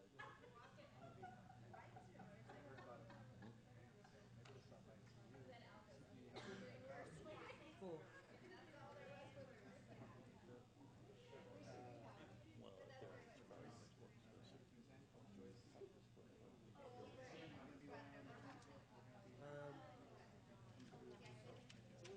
I think it's about $200 per day. These Get your glasses. Good time for it. Yeah, see, some of the built-in stuff down here, just regular old, kind of not high end, kind of the medium or medium low. Probably 100.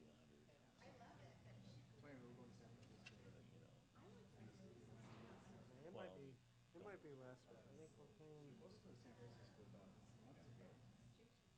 Well, the last one we did, I think it was construction costs were about $6,200. So that's a pretty close to $100 per day. I had that little key below.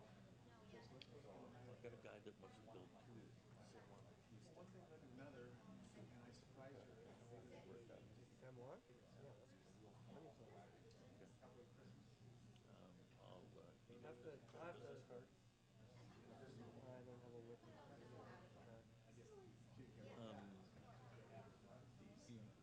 You got my email address or my okay. Then just take a picture of your card and text it to me. You have an iPhone? You have a flip I'm in phone? the Stone Age. You're a flip phone? Yeah. Oh, okay. Well, then just try to email it to me, and I'll put it in front of him because we're trying to do a split right now in San Juan, and we're just looking around at builders to know what he is, and I'm just trying to put as many of them in front of him as first built. So he's done like his own remodeling and stuff. So he's kind of thinking he wants to try to do something like an owner build with a cooperative or center graph or something where you make it easier. We have two units, and we split a lot for one and one. So right in the middle of town, Joe, and Monterey Springs. So yeah, I try to serve the locals, even though your company may not be local.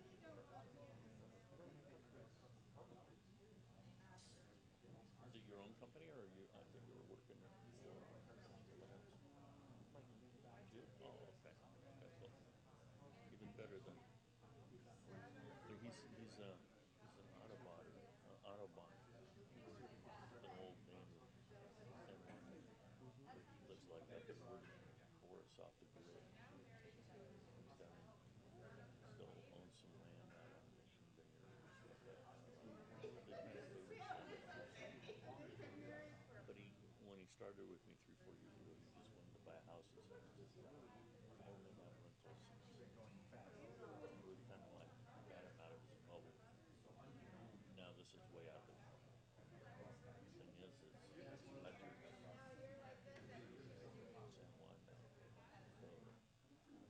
Juan now, so it's all easy now. Pulling him out of the Stone Age. Roger Grimsley? Yeah. I went in and asked him over the split, and when I said, how long is this going to take? He said, 1 year. He goes, I don't know, he says, can you take a look at it real quick? Maybe we can get it done in a couple of weeks. I'm going, what? He goes, well, yeah, maybe I ought to put it in front of the planning commission. So maybe a month and a half.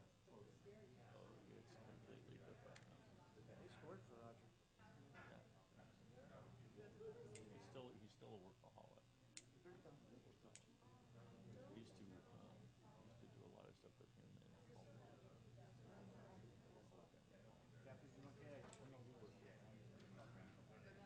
When I first got to town, I used to do drafting for him and this engineering stuff. So he'll be there for another year and a half.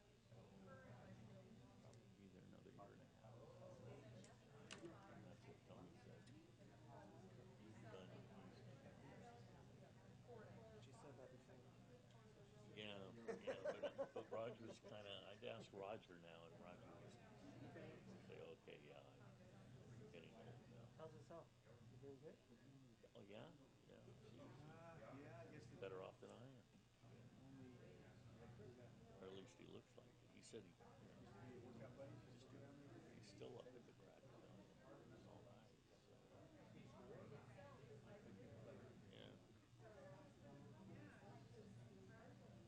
And now they're putting a brewery in. You know where JJ Hamburgers is, right? Right next door, there was that old beat-up house that what's her name? Behind it?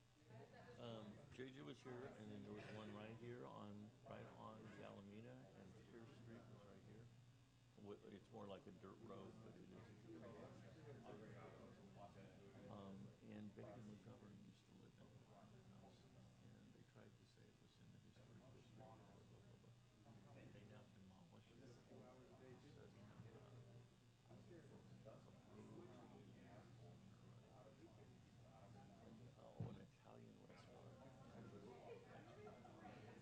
And they also are trying to get in and change the ordinance on no franchises. And they might try to go in and say, okay, well, McDonald's is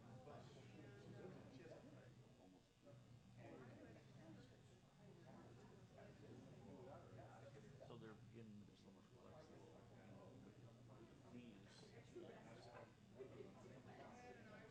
These water and sewer. So they're actually in the plan. The city is. And we got Pizza Joint a franchise? Looks like there's a bunch of those. The Pizza Joint. Parking lot.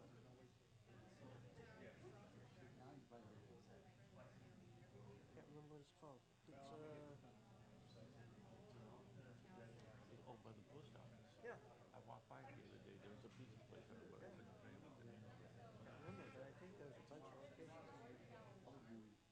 walked in there one time with my Pizza My Heart shirt, Mhm. and he said, "I'm gonna have to charge you more for that shirt." I'm gonna charge you extra. You know, any shirt I'll go that's got a outside and turn it surfboard on inside it out. can't be bad, you know? Yeah. Told him I'll go outside and turn it inside out. He's like,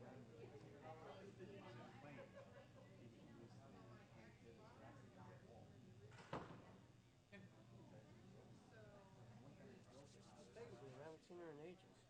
I gotta work with her. That's good. Actually, she's coming back now. I get there, I open up every morning at a 9 o'clock open, but I usually get there about 8, 8:30. She'll come wandering in about 10.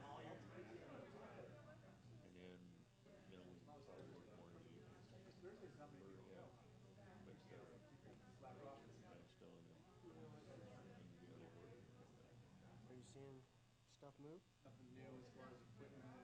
Well, last year, that was probably our best year as far as outcome, though, because we also only got a raise in commission. It comes back to us. Even if we are paid overtime. So, yeah, I mean, I don't know whether it was just the fact that we moved and established our own name that really helped, or whether it was sort of the market, because the market was starting to move up there for like about 3 months. There might have been that stimulus of a recovery, emotional response to that, and things were going too low. And when they brought the rates up, and it choked everything. So, but with the inventory, low inventory in the area, you know, let's face it, everywhere else was going. So we still have sort of a false market higher than we should be.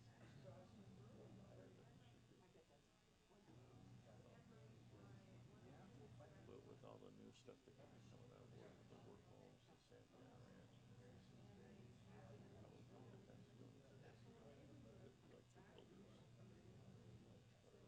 Yeah, any lots in town good that. See how way you can, because it's just like to think. Remember all the old, you know, you had those on the market.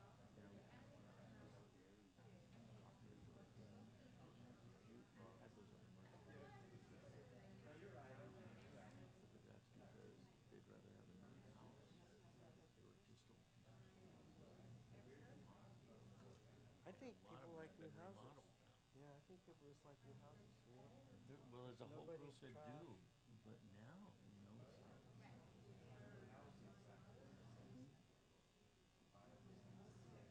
Yeah. houses were still Well, selling. there was no new inventory, too. But see, I think there's so many flips getting remodeled when the boom was really good. A lot of those old houses are now updated. Moms are not, all of them are updated.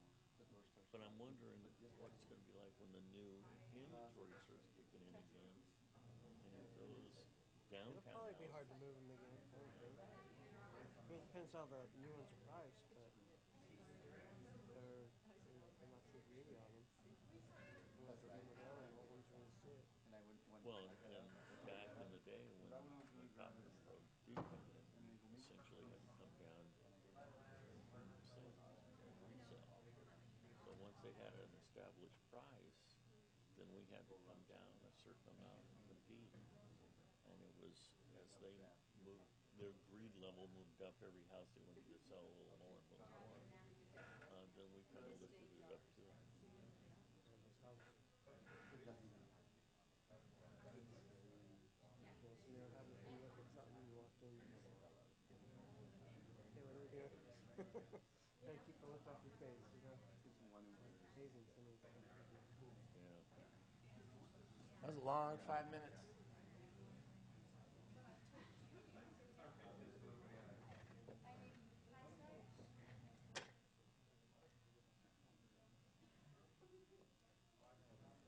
Yeah, yeah.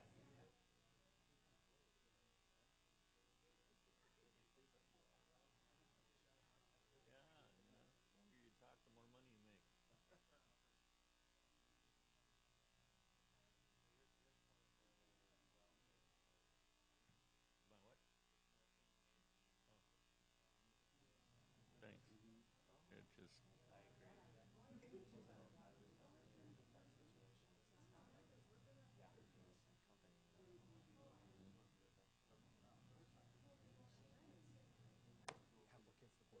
supervisor. Yeah, that's tough, yeah. Well, it's not our job to decide if a project's a good one or not. Yeah, it's just I see it as just simply the zoning issue only, and And our job is to figure out if if it works within the constraints that we're given. I figure even if we turn around and I'll tell you, I'm going to make a motion to approve the zone. I'll make a motion to approve the zone, but not approve the project. Okay, and that probably won't hold. But even at that, even if it did hold and it's passed along in that fashion, the board's still going to do what the board's going to do. And then they gotta. But I think it's really important for our recommendation to be what we really feel is right. And if they disagree, that's fine. Let them take the heat. And simple. They sort of get a little too involved in planning issues.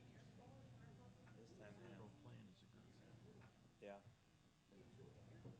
Well, there was another time years ago. Jeff, were you on the commission then when they said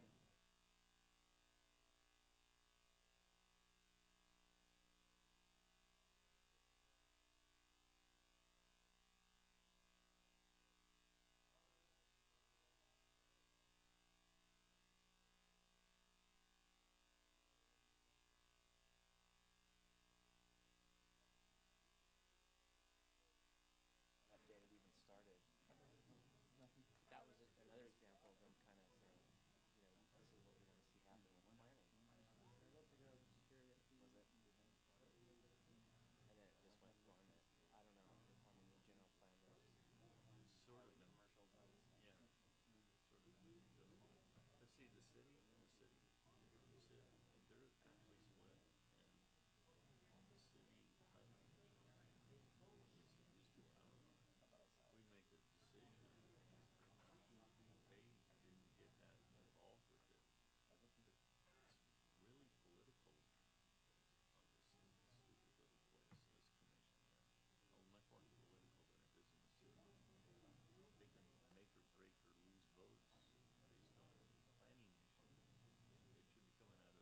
the code books and stuff. Yeah, right. I went and met with some people about a project in like right at 29 and 152. And we wanted to put like a speed trap out there, a pet trap out there. Oh, really? Yeah, have you ever heard about that? No. Oh, you mean the NASA NASA tracks that are supposed to have sound buffers and all that? Yeah, and they were going to do like high-speed testing, and they were going to bring, if you wanted to run something out there, you could bring your stuff in and learn. Is it Bonneville Salt Flats or something? Wow. See, that was part of the city sphere. That's the city sphere. Oh, they were. I remember Martin brought me to a meeting, and that was why I went to it. I went home all excited. It's like, man, that's going to be awesome. We're typing new language, so Okay. send ready for the Okay. commission adoption. Great. Okay, how's that work as far as public hearing process? So now we've changed this ordinance that was out to the public, and the public hasn't seen the new one. Don't we have to do the whole process anyway? No, well, let me address that. No, it's just kind of. As long as we don't get a bounce back from the legal, it's all okay. Yes. That's one thing I've noticed, Jeff.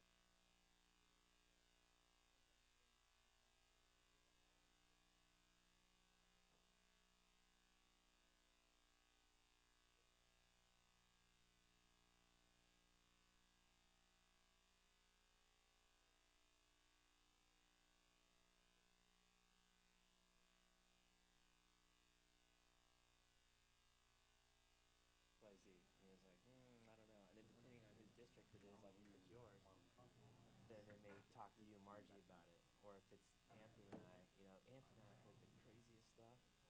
One time, that old Mayros Ranch on top of the peak there, 25,000 square foot house? Everybody's been scratching their heads on what to do with that thing. We had some Greek guys wanted to do like a Greek monastery. Other people wanted to do a corporate event. Good one. And the latest one was, and on with Erwin Sewell? That Texas boy who bought that? No, but I heard about this. So he bought that place. He's got some kind of deal cooking with Randall Graham of Bonnie Doon, to where those guys are joined at the hip. Because Randall Graham's doing the other side, going towards the St. Francis Retreat, Mission Vineyard Road. He wants to do a vineyard, wine center, all that stuff. This Erwin Sewell guy from Texas. Anyway, Erwin Sewell came in with an application to do with that 25,000, a women's eating disorder facility, inpatient. I remember that. You remember that? Yeah. Were you here? Bumping Into each other on the top of that mountain, trying to hitchhike the windmill for some donuts.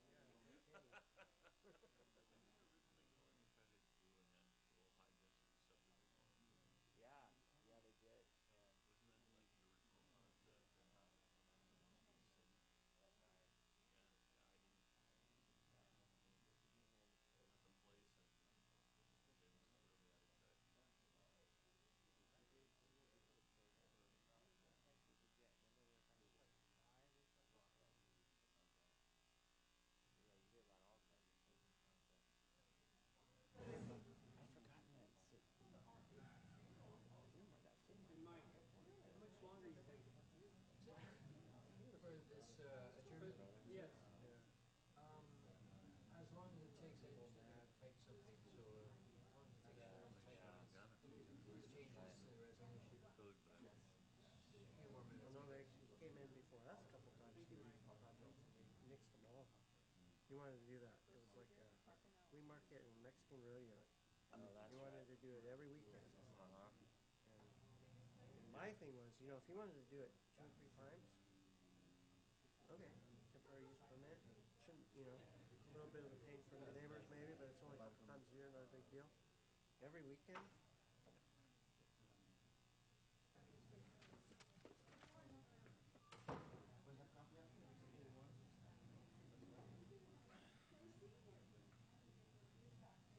Hey, Jaime, how are you? Good to see you. No. Hi, Jaime. How are you? You missed all the fun, Jaime. I just got done telling everybody to tell it to the board. That's why you're the electeds, absolutely. That's why you're the electeds. We're not the right people. The county council's working on a few pretty slight changes to the conditions of approval.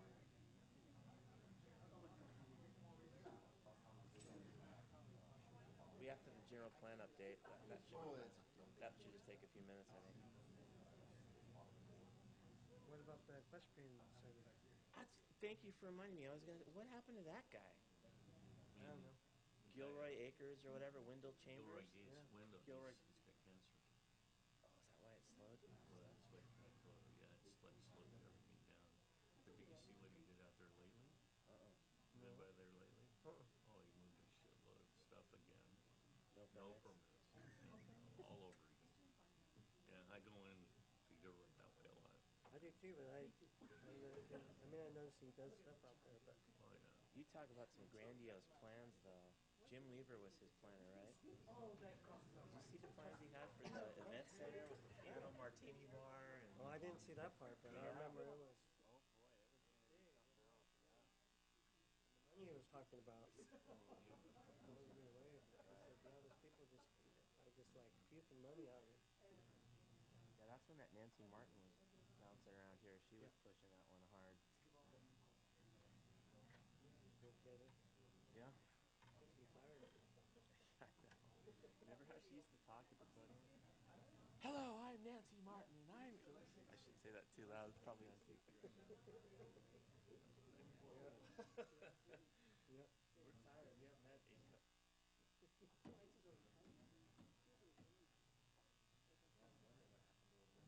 was wondering what happened to old Wendell. That facility on Alpine Road in 282, doesn't he, right?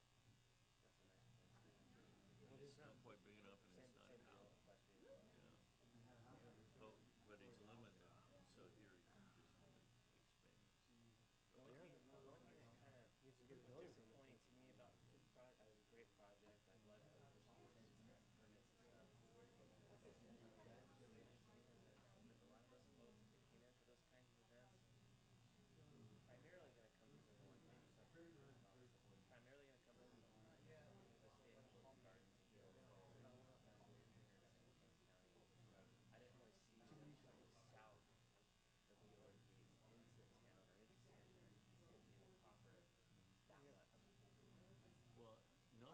there's no Except I think a facilities. hotel would have to get built out there for it. Yeah, there's no facilities. Once we started getting facilities down here and people saw the potential, like right now, there's Hilton's looking at the possibility to open up hotels and stuff because Raleigh's opened up. Because we're getting calls on Pinnacle's National Park now. There's a stimulus going on in town. We're saying, hey, you know what? Maybe you guys finally get. Well, the other thing is the non-growth stuff has been relieved. So businesses, the non-growth issues like Fergie and other things. So people are going, you know what? Maybe you guys finally got a clue. You know, and you don't have to like go bust on building, but at least you're showing the potential that you could allow some stuff in for employee base and other customer base. And so people are beginning to come in and really look pretty closely at San Bernardino County as places that they can put their businesses. Part of it is hospitality. Oh, yeah. But that's always a chicken and egg question, isn't it? Not for me. Yeah, but Not for me, because if you look at the demographics of what they will do, you have to have a certain population base before they'll come in, period. And then when they come in, they have this group that comes in with them. Like, the different little, strip mall people. Right, yeah. So, Starbucks come in, they come in with other people, okay? So, once that occurs, and then the big deal would be, and it's probably gonna be in the city, county won't have much say on it, but then the big thing will be, they're looking for us, is we need more houses because we want more customers. And we don't want something that's gonna flatline. We want something that, will slowly ink up and grow. But if you bring the businesses in, there's no way because there's not enough to support it. If you call any steakhouse that's a chain steakhouse and say, okay, look, I want to buy a franchise to, what's a good steak? Black Angus. First thing they're going to ask you is what your population base is. And if you don't have the right population base, you probably don't get a franchise. So it's a population-based question. I know some people say you got to have the business before you have the houses. No, you have to have the houses before you have the business. Now, maybe that's not true for every single business, but it's true for most. Especially retail. Yeah, especially retail. How does the bedroom community thing fit into that one? Bedroom communities fit into the part where the bedroom community dies unless they can somehow find a way to bring money into the business. Now, the question is, do you really want to haul in garbage from out of area to go bolster the fund? Because, that's part of I've had what we're that doing. conversation already a couple times. Yeah. That's why I was kind of encouraged by the guys that Mandy graded out here last time. She gives them those garbage haulers, all of your vehicles, and they'll all say, and they're all single too. I want the whole place, Yeah, but see, those, then you're not both of those businesses, recycling anything to stop stuff to go into a landfill. But both of those guys needed to be out towards you, out where the stuff is made. The guy's gonna harvest all the green crap and turn it into energy. He needs to be out there where it's grown. And same with the plastics guy. All the stuff's out there. All the film and irrigation tubing. Why haul it all the way across the county and recycle it over here, and you didn't take anything out of the landfill? And that's why you need that RRP zoning, because then he comes in here and he says, okay, I'd like the zoning for this parcel. We'll go for the parcel, and boom, you can do that in there. And all of the conditions are in place. So I'm for the zoning. I think it's an excellent idea for the zoning. It's just, it makes more sense to do it closer to where, because otherwise you're polluting more. I think what needs to go up there is like the metal recycling, appliance recycling, wood recycling. What else goes up there that you don't want to throw in the landfill? Whatever doesn't Maybe burn. some plastic. Well, whatever doesn't burn because you don't have anywhere. Don't water. And there won't be, if you have a catastrophic event, like, so let's say, well, the fires, you couldn't put them out anyway. But let's say you had wood chipping or something, dying, and it caught fire.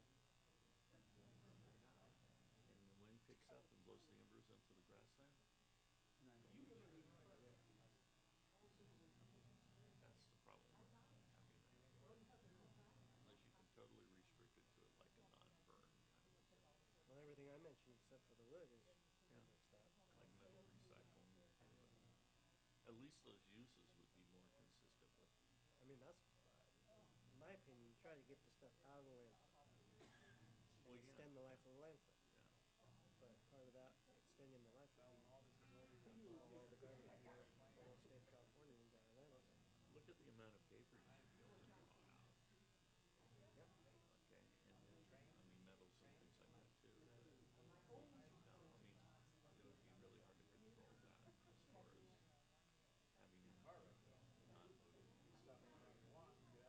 having non-loading uses. I mean, maybe part of the plan is they're gonna have, you know, a 25,000 gallon tank up there or something. A what, Jeff? 25,000 gallon tank. I'm sure Cal Fire would 50 or require something, you know? But that's all Cal Fire requirements, right? Probably. Yeah, I mean, and the marshal's, he's very strict now. Our marshal. Yeah. The one that mandated the sprinklers. So that would be a project-oriented implementation. Right, let's say one guy comes in and he goes, okay, I'm gonna do this project. It would be project oriented if nobody else needed fire suppression. You ever seen Chase in Bill? When you see him at the gym? You still have to have a well-filled up tank, but if you had like a couple of sticks.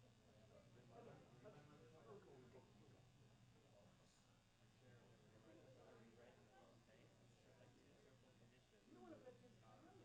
Got two lawyers in there. If it was just Barbara, she'd been out already. She'd be done already. If we got problems, we'll just stop. You guys have dinner before these things? Me neither. Don't have time. Yeah, I don't usually have time. Just run right I over made here. dinner for my son and ran out the door. Did you? Jim? We have it on the board for our church, and it tells me Tuesday, it was like last night, 9:30, 6 to 9:30. I'm on the board for the Pilata Park Golf Course. For which golf course? Pilata Park. Oh, are you? Yeah. Oh, that's great. We had to meet with the 33rd Ag last night. Right. We're dying on the vine out there. Hoping for some relief. Don't have any money either. Don't look to us. Wanted to get a rent reduction. They gave us big pitch, you know, went through all the financials. We wanted to get our rent reduction. They gave us 30 days reduction.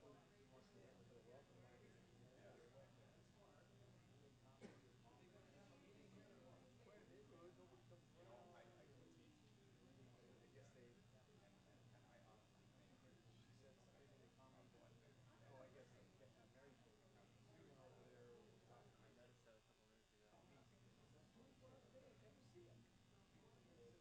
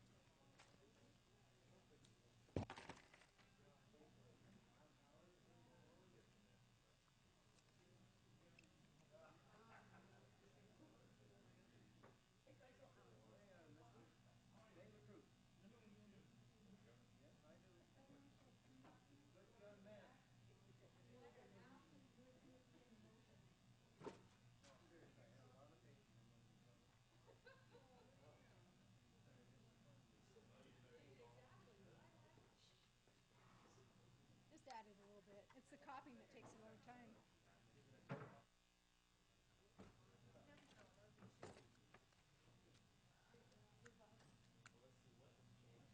We'll read everything into the record, too. Yeah.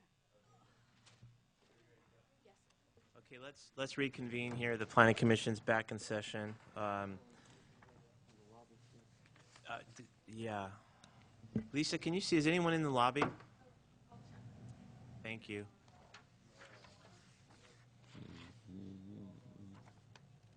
While Lisa Tobias is checking if anyone else is still out there, just for the record, we adjourned for a period of time to provide an opportunity for County Council to work with staff in coming up with some modified conditions of approval.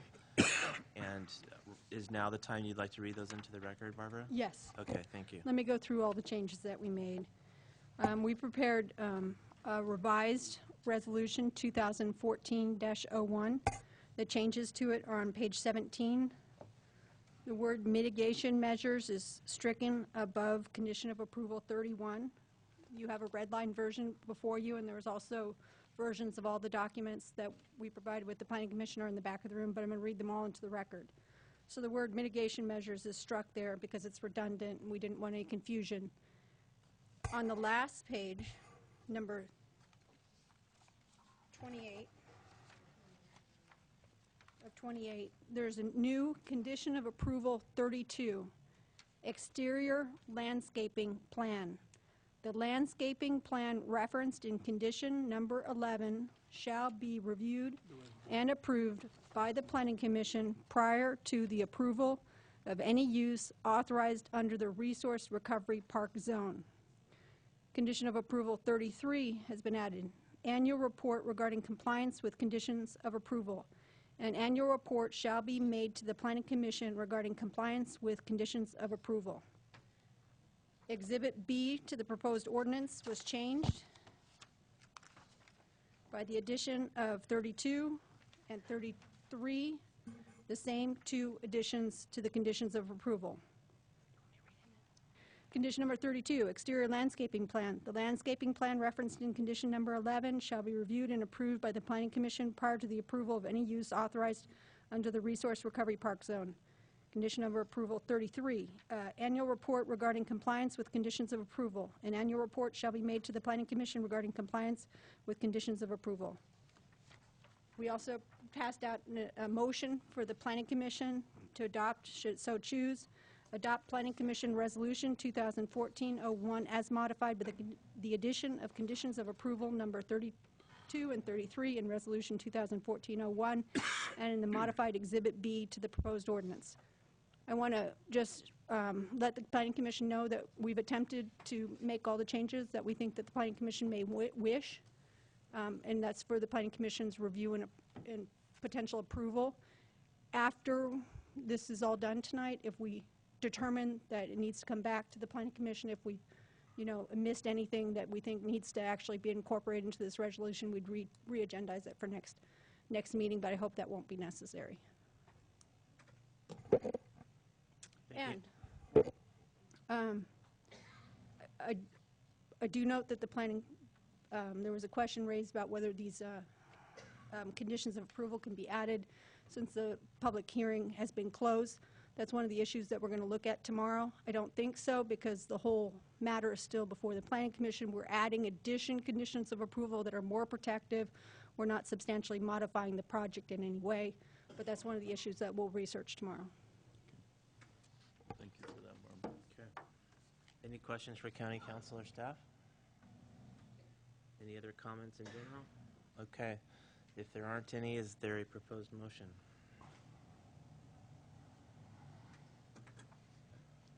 Mr. Chair? Yes. Would Commissioner Law. you have County Council read the actual, or do we just need to do the short one now? Yes. Oh, it's not the mitigation. Okay. We So don't have to- just what you read, Barbara. That's the form of the motion. Yes, that's what we were proposing as the form of the motion, so it makes clear that we're, the Planning Commission's approving the modified resolution as currently presented to the Planning Commission. And we're sending it to the Board of Supervisors. That language does not have to be in there. This is the formal language, then. I want to make sure I've This got... is the actual motion, but the Planning Commission Chair will be signing this version of the resolution, and it's going to have the changes that are incorporated in both of these documents, the Exhibit B to the ordinance, the resolution that is being approved by the Planning Commission are these revised documents. If I may, is the question all of the actions that are incorporated in the resolution, the recommendation that the board certify the EIR, make CEQA findings, adopt the MMRP, recommend adoption of the ordinance and To the Board of Supervisors, yes. Yeah, That's I mean, all. that's all in the resolution. So by adopting the ordinance, or by adopting the resolution, you would be making all those recommendations. Oh, and also approval of the zone change to change the zoning of this site to the RRP, newly created RRP zone. Okay, I just want to be sure. Yeah, good question. It is. Okay, I will make the motion then. Adopt Planning Commission Resolution Number 2014-01 is modified by the addition of the conditions of approval, number 32 and 33, and Resolution 2014-1, and the modified Exhibit B to the proposed ordinance. Okay, there's a motion by Commissioner Lowe. Is there a second? I second. Second by Commissioner Rodriguez. All in favor? Aye. Aye. Aye. All opposed? Nay. So the recommendation, or the motion rather, has carried by a vote of 4-1. All commissioners voting in favor. Commissioner Lowe, Commissioner Rodriguez, myself as chair, Commissioner Culler, and voting no is Commissioner Pierce.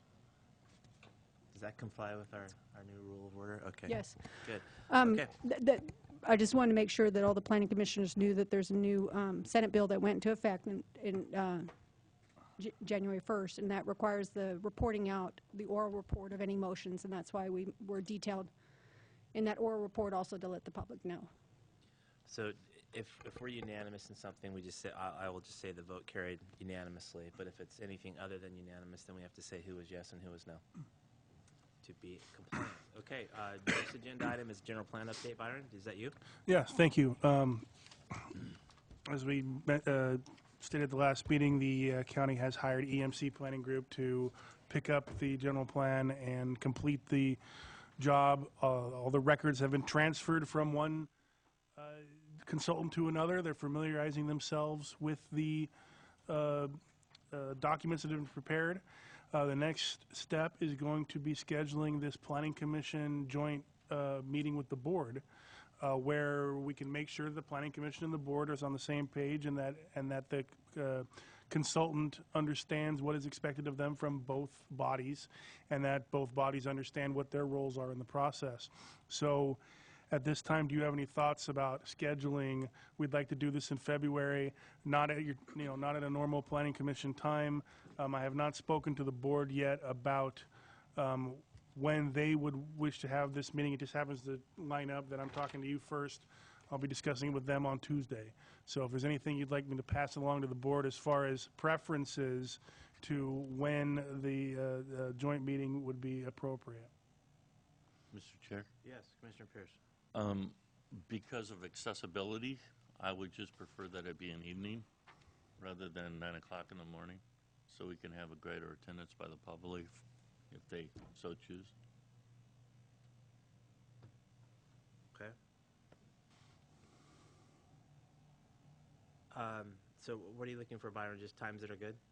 Days that are good? Times, if there's any direction I can, let the plan, this is a good one. If everyone agrees that an evening meeting, I can pass it on to the board that in order to get maximum public participation, that you feel an evening meeting would be appropriate. Okay. Well, let's just take that first. Do evenings work better for everyone else generally? Yeah, they do for me. They do for me. Okay. So the evening concept seems to be unanimous as far as which evening. And you said you did not want it to be on a regular planning commission night, which is what, the 12th in February? It's the 15th, I think. 19th. I can't 19th? Oh, I can't read it. Wednesday, right? It's Third the- Wednesday? It's Third the Wednesday. yellow box that has PC on it. Oh, There yeah. you go.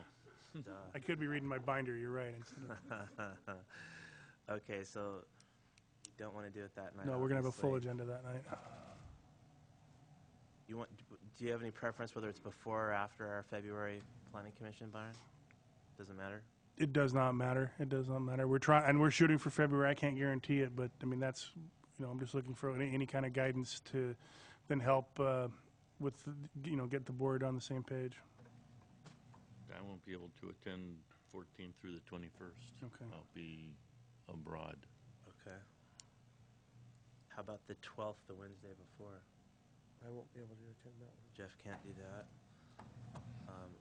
Are you all bad on Thursday, the 13th? No, that would work for me.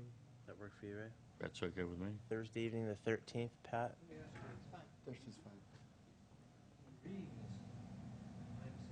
So Thursday, the 13th, Okay. looks like it's... I can make that a recommendation, and, it depends. The room may not be available that evening, and I Right. can't guarantee it, and they might, And you got 5 other schedules to... yeah, I got 5 other schedules to deal with, but that helps if I have something to start with, and then we can go from there, and I've heard a couple of you when you're not available, so it gives me something. Okay. So we set the time for 6? What time's good, Byron? That's You know, that's fine. a That's regular our standard Yeah. evening time. Get home sooner.